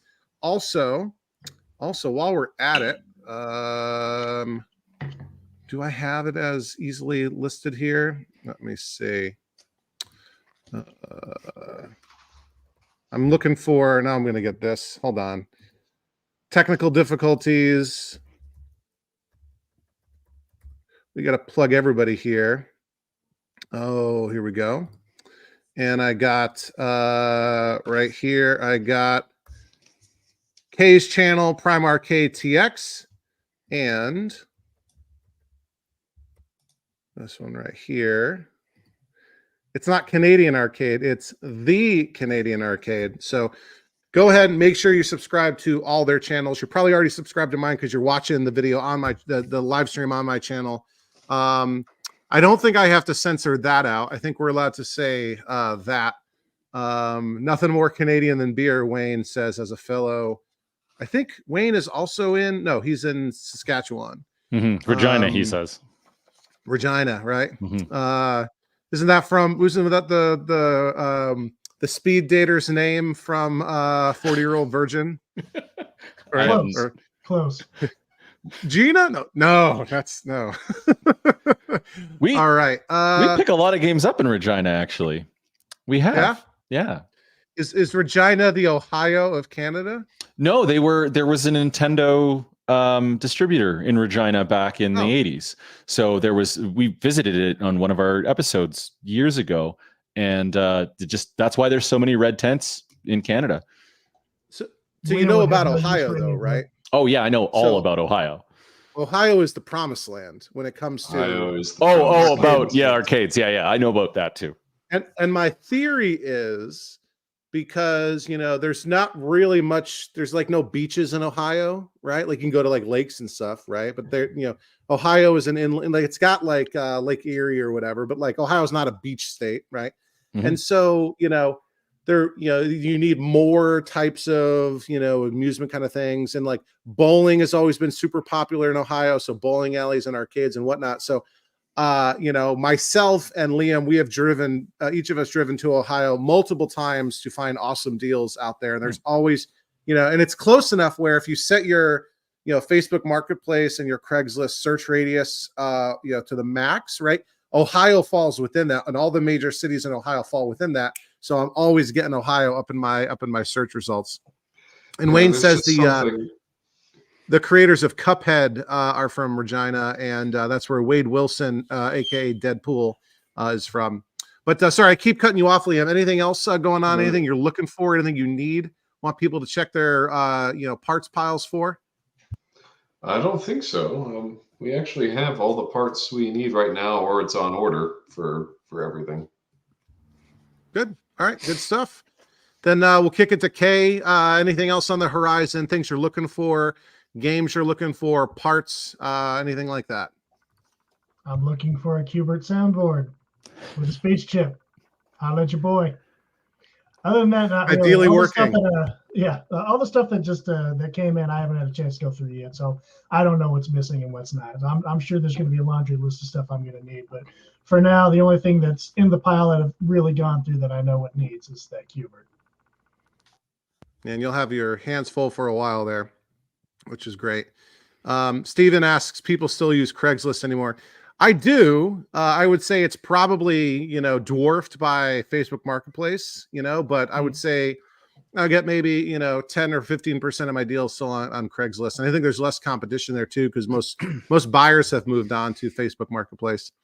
But same question over to you, Chance. Anything you're looking for, long-term plans, games you're trying to pick up, anything like that? I only need one thing: tap handles. And if you have a 3D tap handles, if you have a 3D printer, don't call me. Just that's fine. So Stringer Films and Ty already got their 3D printers fired up when you said that, and now they're gonna be disappointed. You know what? I don't know. It's been a recent thing. A friend of mine who's a dolly grip in the film industry, he just got a 3D printer for Christmas. So it's really hard for me right now to go on the internet and say, stop talking about your 3D printers. Like, go back to talking about like being a vegan or being like a CrossFitter. Because it seems like this week, everything I see on Facebook is 3D printing. And it's like, I've got 3D printers. I know how they work. But I just, something about mold lines. So I appreciate the offer. If they're 3D printed, thank you, but no thank you. I'm looking for an original set. If I haven't noticed, I've mentioned it already. So Vanessa, my lovely wife who brought me a beer, sorry again to interrupt with that. Vanessa loves Tapper. It's like the one game that she would just play no matter what. And for the last while, I've been kind of scratch building one. Scratch built the cabinet, started collecting a ton of parts. We've got one of Aaron's bit kits. Actually, we've got a couple of Aaron's bit kits, the bit kit 2. So Josh and I are kind of evaluating them on our side right now. I mean, let's be honest, you don't need to evaluate that board. But we're going to do a video on that. That's what's running in my Frogger right now for now. Probably one of the best pieces of arcade hardware that's been built in the last, at least as far as I've been around. I think I would say it's as good as the J-Rock, but it's more versatile. It's better than the J-Rock. When have you seen the J-Rock updated, other than like a couple of hardware revisions in the last few years? When have you seen the J-Rock? Doesn't push software. Yeah. And like the Big Kit's got a new update coming out this weekend. BitKit's got a new update coming out every weekend. Like, Aaron is so on the ball with that. Oh yeah, Taito Games just at Elevator Action, like ski or what was it? Alpine Ski. I'm just excited for this. I think that big update is coming this weekend. I think you can get like beta access, but that's coming as a official update this weekend. What actually? I'm gonna amend this. So yes, Tapper tap handles. That's the first and most important thing, because I think that's the only thing that I'm away from finishing Vanessa's Tapper, which is now upstairs in our living room or our dining room, which is kind of cool. The other thing I'd like to amend is if anyone and everyone who can hear me right now would very nicely and kindly support me on the BitKit thread on Clove to get Simpsons Tapper. Simpsons Tapper. I started it like a couple of months ago. I posted like, hey, Aaron, why can't you just add Simpsons Tapper? Like, doesn't it just work though if it's like a ROM hack? It does. You need menu differences and stuff, but like, won't it just run? He said to me privately that he can add it as a separate core or whatever he's doing on that ESP chip. He can definitely do it, but he wants there to be. He's going to see this and he's going to know. He's going to see right through my crap. But he said, well, if there's a little bit more, following for it or a few more people other than just me asking for it. But yeah, I would love it if anyone after this episode airs could go onto the BitKit 2 Clove thread and just very kindly, don't say I sent you, but just very kindly say, hey, whatever happened to Simpsons Tapper mod being on here, just as it is. We don't need to worry about the art getting fixed or anything, just as it is. That's all I want. Because then I can put all 3 Tappers, Root Beer Tapper and Simpsons Tapper on her cabinet. So, well, and hopefully, I'm wondering if you've discovered a potential antidote to the Tempest Cocktail curse, which is just build your significant other a scratch-built Tapper, and that cancels out the curse. Maybe. I got lucky. I have access to a CNC, so I don't know. I mean, Sam and I love cocktail machines, and I'm sitting at a Space Duel cocktail right now, but the Tempest one is off the table. Just do it. You got to get that food fight. Like, all curse joking aside, like having now downstairs and having that Atari Tempest or Atari bar height cocktail row so it's for those of you who haven't seen, who are watching and listening. I've added the Tempest cocktail at bar height at the 42-inch height on the extended legs, next to a Warlords cocktail, which, you know, so the best Atari vector game ever made, the best Atari raster game ever made, and the best next to it is the Asteroids Deluxe cocktail with bar height legs. I swapped from a millipede. I know you're getting ready to say to me that it's not the best, but it is the best color vector that they ever made. So having all three of those in a row at bar height is just game changing. We have 3 of the Atari cocktails in a row at seating height in the other room. We've got Millipede and Crystal Castles and Dig Dug all in a row. So you have bar top or bar height legs for all 3 of those. Yeah, but we're not going to put them at bar height. Trust me, to get rid of the stools. Like I put my red tent at bar height. I pulling teeth. No, Chance, we want to sit at the cocktails. That's the point. It wouldn't be a lounge if you weren't seated. Yeah, okay, I see that. I digress. Yeah. It's cocktail lounge. And we got a drink tea. Yeah. Question here from Stringer, who says, "Does Clav have super chats?" I'm like, no. Instead of super chats, you get to donate to Greg's private museum, and maybe within a month or two, he will recognize it on the forums. It took Liam the better part of a month. I don't know if you noticed, but Liam, your donation for 2024 has finally been duly recognized. I did notice. Awesome. And yeah, no, we don't need a Tempest cocktail either because we already have an upright in the other room. A nice home use only one. But you could have both, and it's an excuse to have another 6100 in the house. See, I want another 6100. I want a Black Widow or a Star Wars. Star Wars. Go Star Wars. So let me see if I can recap this, right? So Liam doesn't need anything except more projects, and top of that list is Qbert and Star Wars. Kay needs just a Qbert soundboard, sounds like. Chance needs it's literally right here. I know, but hold on. The Chance needs tapper on the bit kit. You need to convince Aaron to put it on there. And Vanessa needs the tapper tap handles. No, those are both for my wife. Right. That's yeah. Yeah. Okay. Yeah. Okay. And for me, really the only part I don't have that I haven't been able to source is a original Jungle King bezel. Ollie from Arcade Art Shop has a good repro. Yeah. And I found a bunch of really bad original ones. We're talking like half of the paint is flaked off and they want $200 plus $100 shipping for them, which is no. So if you've got a Jungle King, not Jungle Hunt, Jungle King bezel, I think that's the last thing I need for Jungle King. And what else do I have going on? So I've got a couple pickups planned. They're not for me. These are games for a buddy. So these are for Dillweed. I don't know if Dillweed is in the live chat right now. He might be working at the arcade that he works at right now.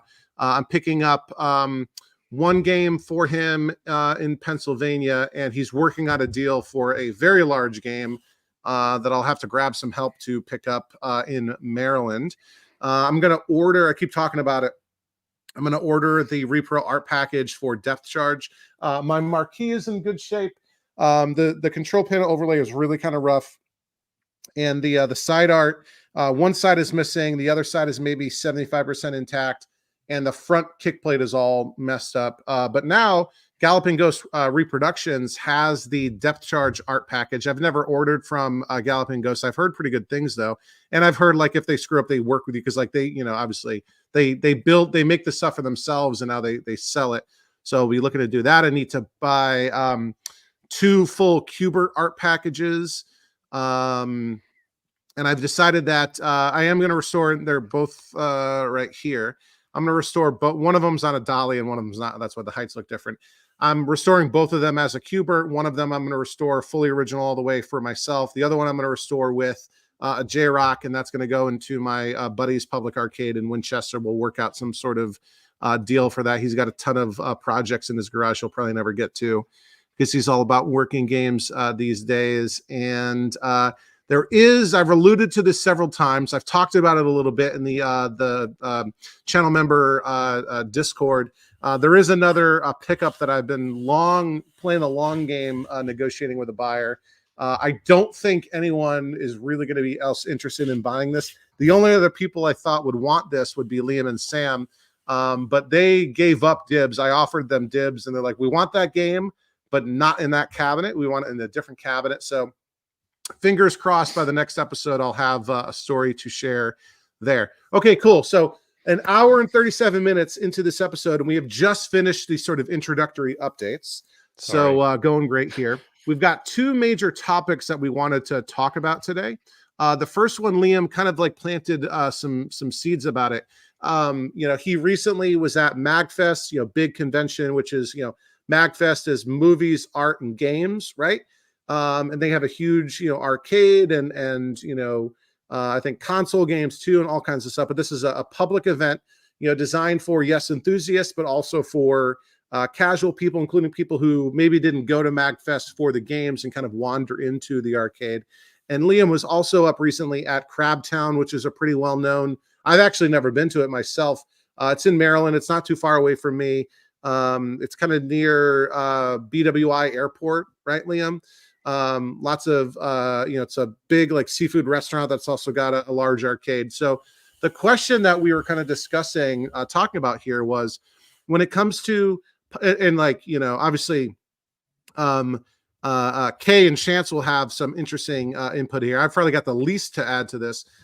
Is when you're talking about public locations, when you're talking about conventions, when you're talking about games that you're going to make available to the general public, how do you choose games that are going to appeal to both casual players that are likely to be your largest volume of traffic, but also to hardcore enthusiasts and collectors, which are potentially going to be your regulars or the people that are your sort of deepest customers. So Liam, I don't know if you want to start with kind of what you kind of saw at MagFest and Crabtown, and if that's kind of informed any sort of sense in your mind on what kind of mix of games makes sense to appeal to the those kind of two different ends of the spectrum. Well, you're talking about regulars, right? So there are going to be some things that are steeped in tradition. There are the games that are the for the casual enjoyer of arcades. They're going to know Pac-Man. They're going to know Galaga. I'm sorry, Chance. Those are the games people are going to know. That's fair. And they're going to go and play those games, right? With MagFest, it's a long-running convention, right? So there are some games that they have there that are important to MagFest and not necessarily to anyone else, and people go to play those games. Chief among them is the 6-player X-Men. When MagFest was first getting started, they had someone who brought in a 6-player X-Men. This is back in the days when it was just a single room. And the Colossus roar that the game makes, it became a staple. People would emulate the roar. They would do it themselves. So over the years, the owner of the game, Charles Morgaloy, I believe his name is, donated the cabinet to MagFest. He got a lifetime pass for it. And that cabinet has been in there ever since. It's in the middle of their museum. And that's sort of the theming of MagFest. They have signs for it all over the place. People go for that. But that's, MagFest itself. That's for their regulars. For collectors, for high-end enthusiasts, that becomes a little bit more complicated, I feel like. Because with Sam and myself, when we're going to an arcade, the bar is now higher, right? Because we have here the games that we want, mostly. So when we go to an arcade, it is now this sort of Venn diagram of, oh, here are the games that we have at home. Are we going to really play these here? Here are the games we don't have, but are we actually interested in them at all? And then there's an ever smaller pie slice of games that we don't have that we want to play. And for a lot of collectors, if you're an arcade that is catering to the casual player that has all these games that are very common, like Galaga and Pac-Man, for the high-end collector, these are games that they probably already have or don't have an interest in. You've mentioned before, Charlie, on your travels, like being particularly excited when you go to a barcade that has something interesting and rare, like you went to one that had asteroids. Pac-Man. Yeah, Lunar Lander or the 6-player X-Men machine that are uncommon. I remember going to an arcade in I think it was Atlanta, a barcade that had a time traveler and a Disc-Satron, and I was flabbergasted that they had those on location, but it was really fun. And that particular barcade is stuck out in my mind as a result of it. Can I just take a second to pour one out for Grinkers? Because what you're describing was like they had everything there, everything that you wanted to play. Like I had a short list of games that I wanted to add because I have that same Venn diagram in my head when I show up at a new place, and I showed up at Grinkers with this like list and notes on my iPhone of games that I've been checking off over the years that I wanted to add to my collection, and I was like 2 away. It was like Ice Cold Beer and Tapper, and now that list is like 20 more games on it just because of Grinkers. So yeah, that's exactly like Sam and I want to make. We're planning on doing a trip out to Galloping Ghost to really get the full experience. And yes, Stringer, it was joystick, so you're right about that. I'm in the garage, so I just poured water on the concrete. So you don't need to pour beer onto your carpet. No. My dog likes like that, but so Kay, right? So when you think about, you sell lots of games to lots of people. Some of them are games, people that are buying games to put into their house or like into a break room at an office maybe or something like that. And you also have clients, I'm sure, that are operators. They have public locations, they have public arcades, and so like, what do you kind of see from your clientele in terms of the games that they want to buy? Do they care at all about the things that collectors like, the rare stuff, or are they just looking for kind of like the core top 10, most broadly appealing games? It's kind of a range. There are a couple of arcades and barcades that primarily got their stock from me. One of them was focused more on the bar, and so when it came to whatever he wanted for the arcade, he didn't care. If it was a game, he would put it in there. So there's just a lot of weird, obscure games that I end up with that he put in his arcade, and it didn't matter to him because everything's on free play. So there's no question about, is this game going to make more money than the other games? Is it going to earn its keep? It's just there to have, take a floor space, and as long as the game works, it's earned its spot. So I've filled places like that, and I've also got a guy in another town that specifically seeks out certain things, and for the most part, he looked for all the common ones. He wanted all that, but he also looked for some very obscure things, a lot of just like Japanese only games, a lot of things that just he wanted, which from a business point of view is probably not the best plan, but if as long as you're just peppering a few things that you want and you're making sure that you have everything that everyone else wants, you could probably get away with that. But when it comes to just selling machines that someone wants to put in a commercial location, usually not an arcade, but just a few machines inside a business or whatever, they just want the most common ones. They want the Pac-Mans, the Galagas, the Donkey Kongs, stuff like that. And I can usually find that kind of thing for them. I'd had a guy that actually just messaged me today that's seeking out a few games, and he wrote, I don't know why I didn't just type out a list, but he wrote down a list on a sheet of notebook paper and then took a photo of it and sent it to me. But it was a very wide range of machines. It had your Street Fighters and Mortal Kombats and Pac-Mans, but it also had like Wonder Boy and Paper Boy and Punch Out. I was like, I don't have a bunch of Punch Outs and Paper Boys lying around, but if I did, you probably wouldn't want to $500, $5,000. Yeah, it's like, yeah, I can get you a Street Fighter for fairly cheap, but I'm not going to find you a Paper Boy for fairly cheap unless I, put an NES cabinet, put an NES inside a cabinet, and put a Paper Boy cartridge in it. That's the only cheap way you're going to get a Paper Boy. Maybe he wouldn't know. Or you do Play Choice 10 with a NES link. That's true. I could do that. I've got a couple of Play Choice 10s. I could throw a Paper Boy and a Punch Out in there, and just be like, hey, I got 2-in-1 right here. What do you want? For the most part, when it comes to putting machines in a business, they just want name recognition. That's all they're looking for, and as long as they recognize the name, they're like, cool, we'll take it. But there are a lot of people who truly don't care what the machine is. It's just taking up floor space, and it doesn't matter if it's a known game or not. If it works, they'll take it. So there's a market for everything. So no matter what I've got in the shop, someone's looking for it. And Chance, now that you and Josh have been, because I think it's both of you together, have been placing games on location, has there been, have you been thinking about how to curate those games, or is it just like, hey, I don't have room for these, I don't want to play these, let me get rid of them? Yeah. Like, how's that thought process been? Well, to touch on that, like if it's a game that I want and part of my collection, it probably doesn't go on location, with a couple of notable examples being like Simpsons and Turtles, because like the turtles I use, that's Vanessa's turtles, just because they make bank and you can't not do that.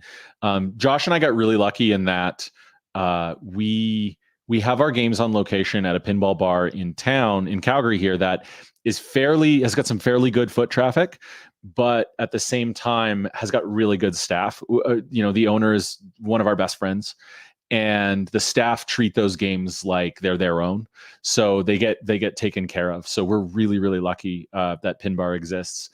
As far as like what games to put on location, at first it was just like I had it was like a Namco Big Black cabinet. I don't know if you've ever seen one of those, like 27-inch monitor Big with Black. The big speaker grills. Yeah, Big Black. Look, it's is it like a showcase? No, it's like, I don't know. There's a thread on Club. That like Punisher came in. No, it was Soul Edge and Soul Calibur. And there's a thread on Clop. Well, I've got like a Flickr I can post what the Big Black is. I ended up getting a Big Black cabinet that wouldn't fit into my old house. So when we came looking for this place 8 years ago, the reason we rented this place in specific, like one of the main core reasons, was because we wanted the big staircase so I could fit the Big Black cabinet downstairs. Spoiler alert, didn't happen. Sat in our dining room for 2 years. But anyway, so I had that spare, and saint. Yeah, she is. Saint. She is. She's gonna watch this back and just anyway. But no, so we had this sitting in the dining room, and we wanted to put other games in there. Like we've got the arcade downstairs, and then we've got the 3 favorite games up in the dining room. So anything that I want to put on location started with that Big Black, and it was just kind of like a test. And Josh and I had to kind of learn as we were going, just based out of the cabinets that we had. We're not specifically going out of our way to buy games more or less to put on location. We got really lucky actually, because he has a Ms. Pac-Man and he put Golden Axe, and he put those 2 on location, and the money he was earning on those 2 games alone was equal to 5 games that I had on location at Pin Bar at the time, which totally, wow, it was phenomenal. But so that's kind of going back to the point where you have to put things that are popular. Really, what were those games that weren't earning? So I wouldn't say they weren't earning, because like we would still make good money on them. But like I think I had Metal Slug at the time. This is before I put Simpsons in. Street Fighter 2, Rainbow ROM Edition, Marvel's Superheroes, CPS2 game, and I can't remember. There was a couple more. You would think those would earn though. It was Hit the Ice. I mean, hockey's big in Canada, right? That's what I hear. Yeah, and Hit the Ice is a great cabinet, and we're right down the street. The bar is like 5 or 6 blocks from the Saddle Dome where the Flames play. So we thought, hey, we put it in during the not playoffs, because let's be honest, it's Calgary Flames. I love Calgary. I was born and raised here, but I know who we are. Okay. I just, but no, so we put it in during the NHL season, and it did quite well. And then there was a lull. So it's a lot of back and forth, but we learned very quickly that the classics work. So I went out of my way and I bought a Galaga, which is Galaxian in a Galaga cabinet. And I put that next to Josh's Ms. Pac-Man. And now it does really well. On his advice, I put my Simpsons in there. I put Vanessa's Turtles in there because we had to pay for the wedding, and it's done really well. While the film industry's been on strike, it's been good for me to have some passive income. So yeah, I would definitely agree that you kind of have to cater what's popular. I always try to have something that's not violent. So I have Puzzle. Oh, that's the other one. I have Puzzle Bobble in there right now. Puzzle Bobble does phenomenally well as a 2-player game. Pin Bar is kind of like one of those focus spots where you see a lot of date nights happening. Because, you know, you go out for a bite to eat, a drink with your date, and there's also an activity, something to do.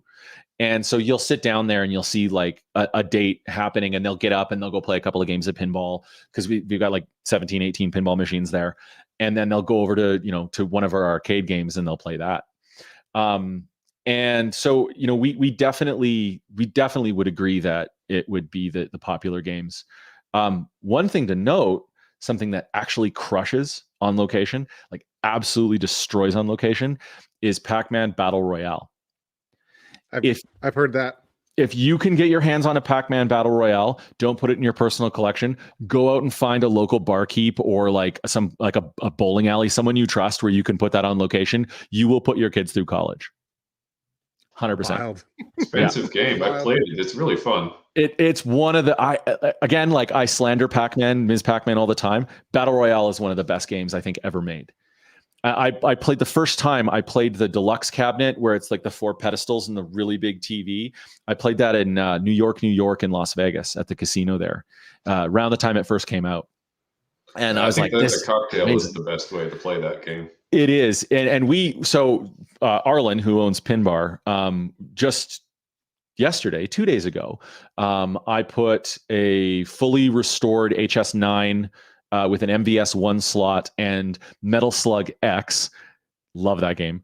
Metal Slug X on location with a couple of Arlen's pinball machines and his Pac-Man Battle Royale downstairs in like one of the biggest bars downtown Calgary. So it's gonna be a test. We're gonna see what this does. That was yesterday, and we're gonna go back on Monday and we're gonna take a look and just kind of see how it's done. You know, when you've got standing room of 1,000 people, 1,000 patrons that can go in there, and they got a ton of games upstairs on the top floor.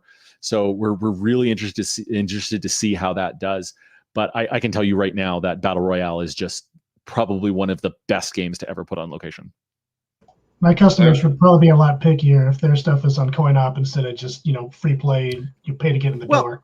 And that's another angle too, right? How does free play versus coin drop change the equation here? Well, there's 3. There's free play, there's coin drop, and there's token, because you can't discredit token. And I kind of lump them together though. And there's also card swipe.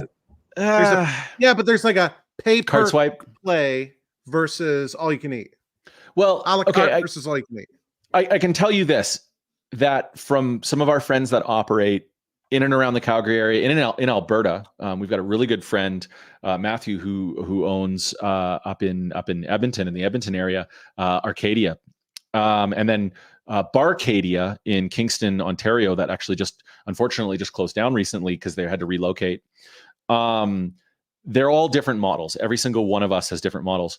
So at Pin Bar, we have coin drop. So we have all of our games at Pin Bar, a loonie for 2 plays. We think that's fair. I think that inflation rate, a loonie, a $1 coin. What is that in American? In American, that's about 5 cents. I think maybe the finish on the side of but so we have a $1 coin, a loonie, for 2 plays in Pin Bar, and we think that's fair, roughly. Especially if it's a date night, right? Like you can put a loonie in and you and the date can play, you know, a game of puzzle bobble. But some friends of ours up north, they do the whole gated access thing where you pay your $10, $15 and then you get everything's on free play. And it really depends. I would say it really depends on the location you are, the demographic. Depends on the kind of bar that you have too. We do $10 all you can play pinball. Arlen does $10 all you can play pinball at Pin Bar on occasion. I think on the weekends. Good deal. It's a really good deal, especially because during those days he has family day.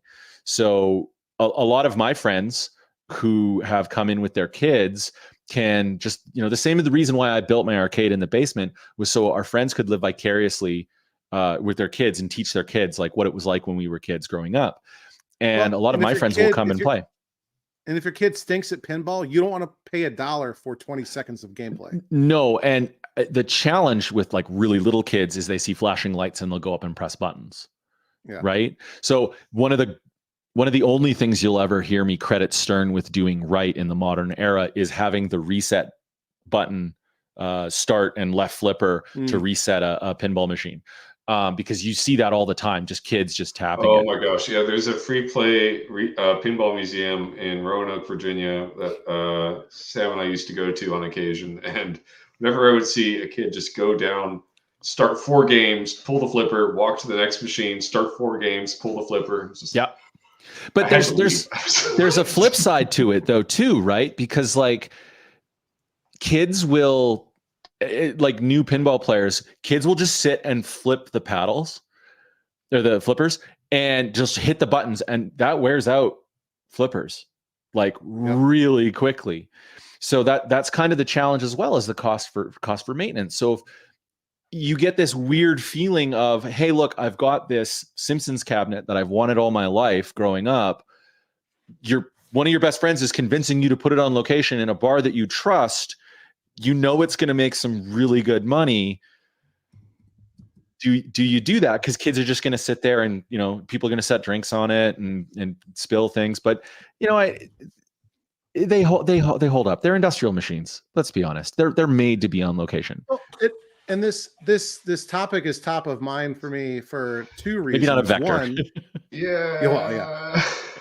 So I've got one game on location in the break room of my office, right? It is a class of 81 home version, so it's free play only, right? It's got a sticker instead of a coin door. And I put it there because you know, it's not, I don't really consider it a classic game, right? Because it's a, you know, 2000 whatever, 2002, 2003, something like that. And plus people like Ms. Pac-Man and Gallagher, right? Some people. Liam's going to be mad because I haven't come up with this, you know, power solution yet of I think people end up leaving it on, right? Like overnight, on the weekends, whatever, right? But what's nice is because that game has a very active attract mode, and so there is no static images on that, right? It's not like it's getting pack burn for, you know, 24/7. And yeah, there's a problem with free play. Somebody pulled it off the wall and turned the volume down because it does have sounds in attract mode. Like every couple of minutes, it plays a Galaga explosion sound, and I bet one of the developers that sits close to it probably got mad of hearing that over and over again, like in their periphery. I want to put a second game there soon, likely a cocktail. The most likely candidate is Donkey Kong Jr., which you know, I think would be interesting enough, right, to people. My biggest concern with it, though, it doesn't have free play, but I'll throw a Braze. I have one of Braze's kit to throw in there. My biggest concern, though, is I don't want that to be left on all the time, right? Because that's running a red tent monitor in it. Because, you know, those Nintendo cocktails had 18-inch monitors, right? Yep. And the most common 18-inch monitors are most common 18-inch Nintendo monitors are red tent monitors. Mm-hmm. So I don't know what I want to do there. So do you have access to Wi-Fi there? Yeah, I can set up something. Yeah, I just tried to evangelize the smart tech solution to this power problem. Get a Miros like HomeKit switch and just I know. Chance, I've tried. This is all right. I will. I've been lazy. You can just get a programmable timer that just plugs directly. You could, and that's all you need. And it's a lot cheaper than a yoke on a Nintendo monitor. I know, dude. Actually, everything's a lot cheaper than a yoke on a Nintendo monitor. Everything in here is on smart switches. They're all automated. Yeah, they're all set up. You know, I have motion sensors in here. If I leave the room and the games are still on, they'll shut off after 20 minutes. You know, all kinds of stuff. We have this entire house wired for HomeKit. Yeah, like I've got something like 95 HomeKit devices on my network, and you can't put a single Miros switch on an arcade game. You probably got about 100. I've got that at home. I just rooms. It's all so. Speaking of things I know I need to do, we want to very briefly touch on our second planned topic, which I'm sure is what brought all of our viewers here, which is this is why Chance wanted to jump onto the podcast tonight, which is the eternal debate of when you are restoring a cabinet and you need to redo the sides. Do you paint? Do you vinyl? Do you laminate or laminate? Do you leave it as is? Because I've got a couple dilemmas like that here, right? So most notably, both Cuberts and the Frogger, right? So, Cubert, yellow cabinet, front's black, so don't worry about that, but the sides are yellow. And both of my Cuberts had been converted. Both of them had been painted black, stripping the black paint off. And they're not coming off good enough where I can just leave it. One of the cabinets has some water damage where I am, going to, sand it down and get it all, everything good. And I had originally been thinking, paint would be the way to go. But I've really been convinced lately that I should do laminate, right? And also for the Frogger, because Frogger had, wood grain vinyl. And when I was, that had been painted black and had conversion side art on it. And in the process of trying to get the conversion side art off of it, it ripped off the black paint and the wood grain vinyl, very, very thin, the original underneath. So, so I was thinking, okay, maybe originally thinking maybe paint the Cubert, and I was getting all these color swatches. I couldn't find anything that would be a really good match. One of the other issues that had happened is, over the past, 20 years, the community, the collector, the restoration community had come up with agreed upon these color codes are the way to go for Ms. Pac-Man, for Cubert, for all the common games. And then, this specific brand of paint in this finish with these color codes is everyone agrees that's the closest match. And then all the paint companies change their formulas and none of the old color codes match anymore. And you're sort of starting from scratch, right? So I was going down that route, and, I've become convinced that certainly with Cubert is the way to go. And I've got these colors here. And I think this top one is a pretty good one for Cubert. The other thing is the yellows between the two cabinets they don't match each other. And I don't know if that was how it was originally, or they were just sort of, they wore differently. They got faded differently. There's quite a big gap in serial number between these two cabinets. So maybe Gottlieb slightly didn't use a perfect exact same yellow every time. So I think I am going to go the laminate route with Cubert. With Frogger, I was thinking, well, just, came with wood grain vinyl originally, put new wood grain vinyl on it. Finding a match is pretty tough. And I thought, mistakenly, vinyl was cheaper. It's not cheaper. I am not finding vinyl. Sometimes the vinyl wrap is more expensive than the, rigid laminate, right? So I know, Chance, you were very excited to weigh in this. I think I've never done laminate before, right? I've painted, I've put wraps on, I've never done laminate. I know you have, and I've been talking to Jeff Kinder, he does a lot of laminate. He's got a laminate guy, right? So what's your advice? What's been your experience? What do you think? Well, for starters, anyone who vinyl wraps their cabinet is a quitter. But what if it was that way original? There was no vinyl wrapped cabinets back then. They were contact paper. Yeah, that's what.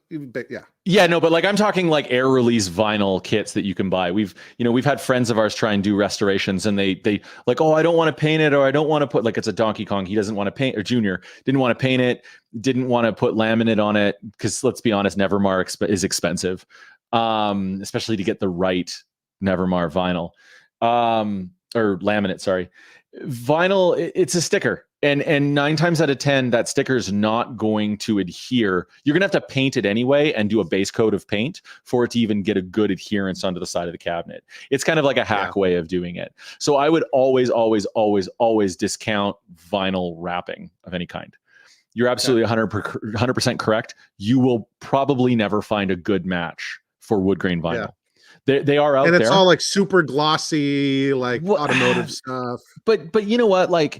There are so many companies out there that do a good printed vinyl. I have so many little tiny I keep calling it vinyl, laminate.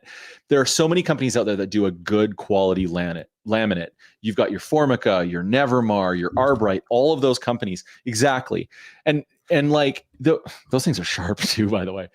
How come I can get on a plane without my pocket knife, but I can get on break one in half. I don't want to do that. Yeah, you're going to find out when you actually try and install laminate on the side of a cabinet. I was going to say, how can I get on a plane without a pocket knife, but I can get on a plane with laminate samples? So personally speaking, I would never bother ever doing a vinyl wrap on an arcade game. But then it comes down to weighing it out. Now, the reason why I'm so passionate about this is because I think after the last decade of doing this, that I've kind of come to this really interesting level of restoration. Like if I'm going to restore a game, I almost never go factory fresh or better than factory fresh. I leave a little bit of patina on there. And I know you got to have some of it. And I think my rule of thumb is 80-20. I'm going to spend 80% of the time. I'm going to make everything at least to 80%, because that last 20% that I'm going to do on a restoration or on a film edit or anything is going to take 1,000 times more work, and nobody's going to notice that last 20% but me.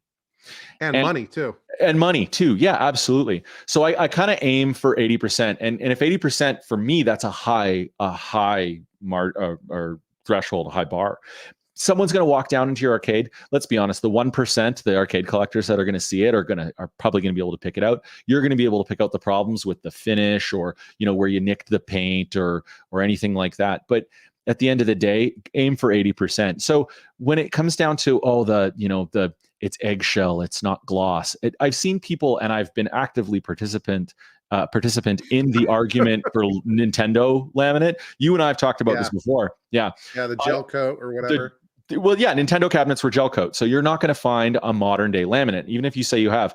I know Whitney over on the Skyscaper group, he said that it's this one Nevermar. I mean, he's got the color right, but when I went and got that same chit for that Nevermar semi-gloss laminate, it doesn't match my Survivor 5-slot red Nintendo cabinet down in my dining room. So, and it doesn't match in certain places because these games are 40 years old. Yeah. Like, unless the game has been sitting in a box, like I've got a Make Tracks Cabaret with 320 plays on it, new in box. You know, and even that thing, I can tell has some wear on it or some patina and some age over time. So you're never really going to get, like, colors fade, things oxidize. You're never going to get it exactly right. So what I would say is find something that you're comfortable with as a match, whether it's paint or laminate. Now, just to touch on that really quickly, yeah, if you think that's a match, do it. And I think, I wholeheartedly think that everyone who's in the arcade hobby who's serious about wanting to restore an arcade game should at least attempt to do laminate once. It's not that hard. We have tried to do a laminate install video on the Canadian arcade 3 times. We've filmed one. We've never edited it. We've never put it online because it's always something. It's like the router was too loud and you can't hear us talking, or it's just like we had, back in the day, used crappy cameras. But it's on my short list of something to do. John from John's Arcade, John has a very good, I want to say it was during his Journey restoration. That's where I learned how to do laminate. He painted the Journey. Oh yes, that's right. This is brown paint. This is brown paint.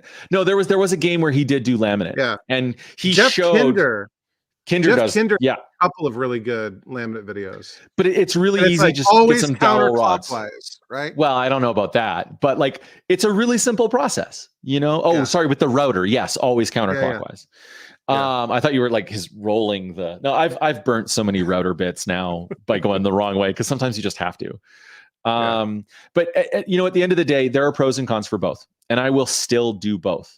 I built a really inexpensive paint booth in my garage out of 2x3s and a roll of construction plastic. You just staple that all together. Then you don't have to worry about the mess getting everywhere in your garage, right? If you have access. Well, I turned our entire garage into a paint booth. It's the way to go. / murder lab, right? Yeah. Murder it's a Dexter kill room. Don't get yourself wrong. Yeah.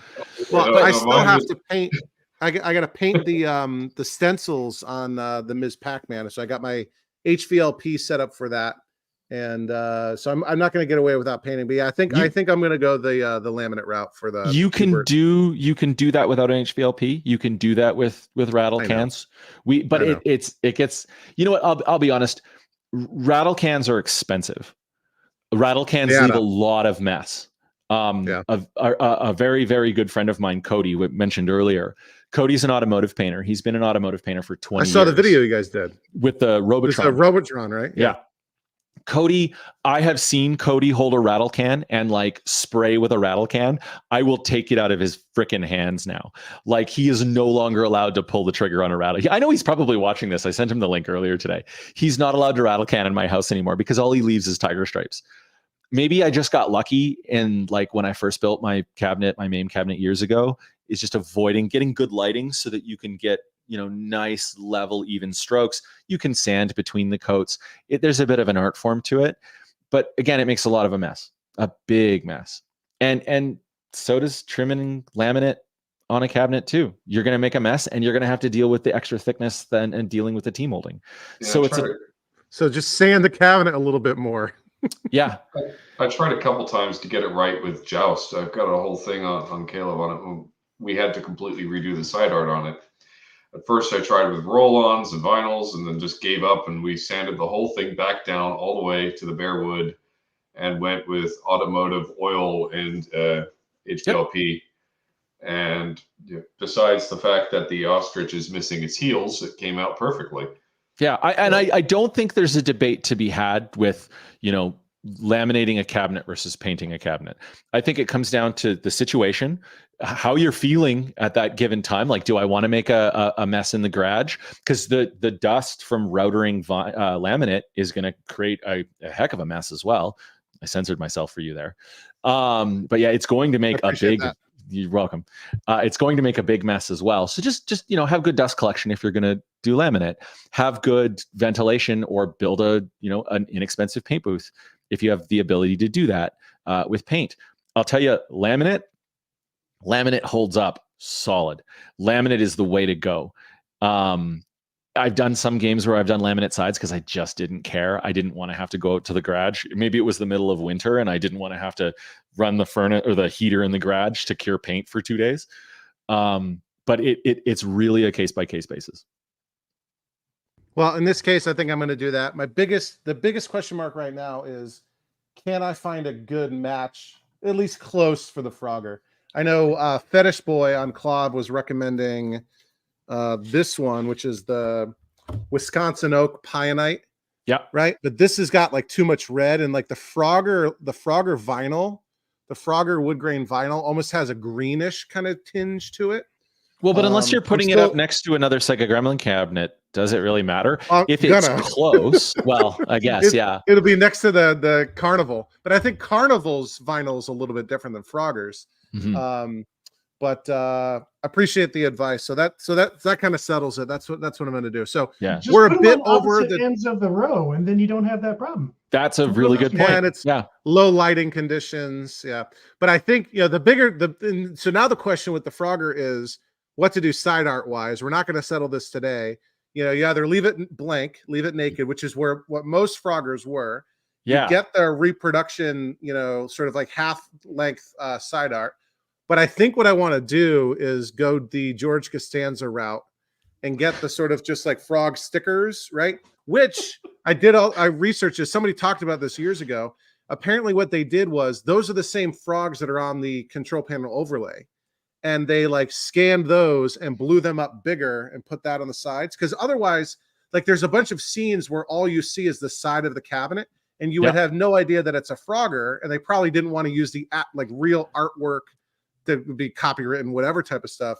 So they made those frog stickers. As a professional in this industry, I can guarantee you what happened.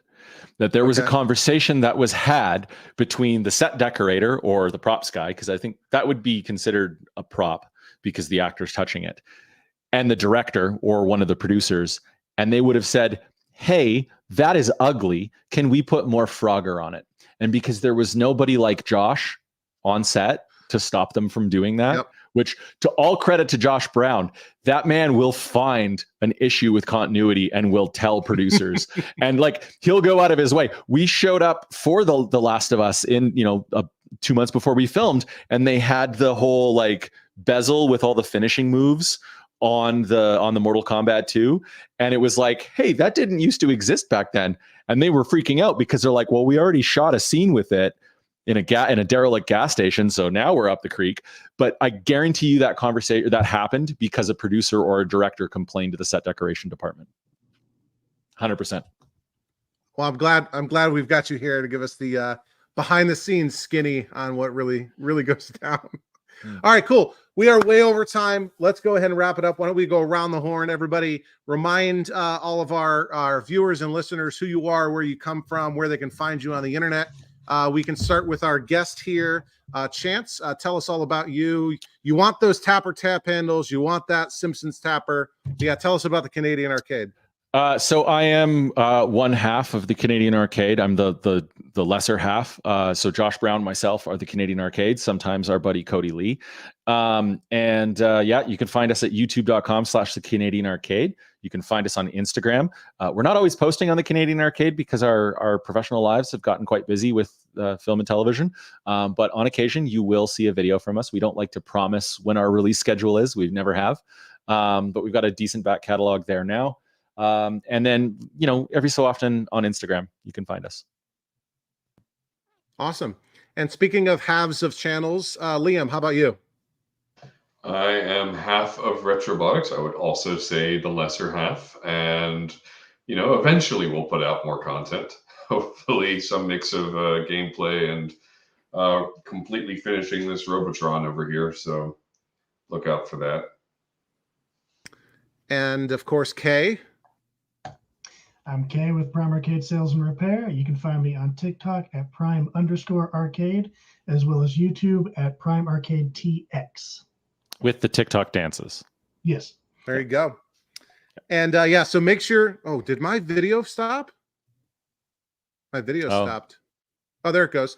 OBS. Yeah, So I'm Charlie, Overtime Arcade. You're probably already watching. You probably already subscribed because I host the podcast. Make sure that you are subscribed to the Canadian Arcade, to Retrobotics, to Prime Arcade, all on YouTube, and then also TikTok and Facebook for Prime Arcade. I release new videos typically every Sunday, sometimes earlier if you're a channel member. Sometimes I'll throw a short in every now and then. I really want to give an extra special thank you to everyone who watched, everyone who listened, especially the folks who support the channel here through donations and channel memberships. We recently had Jay Cosper join, Ty Laurie join, Liam and Sam from Retrobotics join, and Jesse Durgan, our newest channel member today. We got a bunch of super chats here. We got like 400 super chats from Stringer. We got an awesome super chat from She Lion Gaming, a massive super chat from Jerry Voluptuous, and a bunch of accidental super chats from Sean. Sorry, Sean Crookshank, no refunds. Sorry about that, buddy. So really appreciate that. And I said Stringer multiple. Jerry, I didn't forget about Stringer. How could I forget about Stringer? I heard it. Stringer and Sean and She Lion and Jerry and everybody. Thank you so much for all of the super generous super chat donations. Yeah, I think that'll basically do it. So let me see if I can make Papa Sean 69 says, thanks, Charlie. Really enjoyed it. Yeah, I think this was great. We'll try to get Chance on another time again. Maybe we can get Chance and Josh to join us. But I think that'll do it. Jeremiah, we miss you, buddy. We miss you. Come hang out with us again sometime. Good night, everyone. Thanks. Let's try to send this out. I'll start playing some music. Here we go.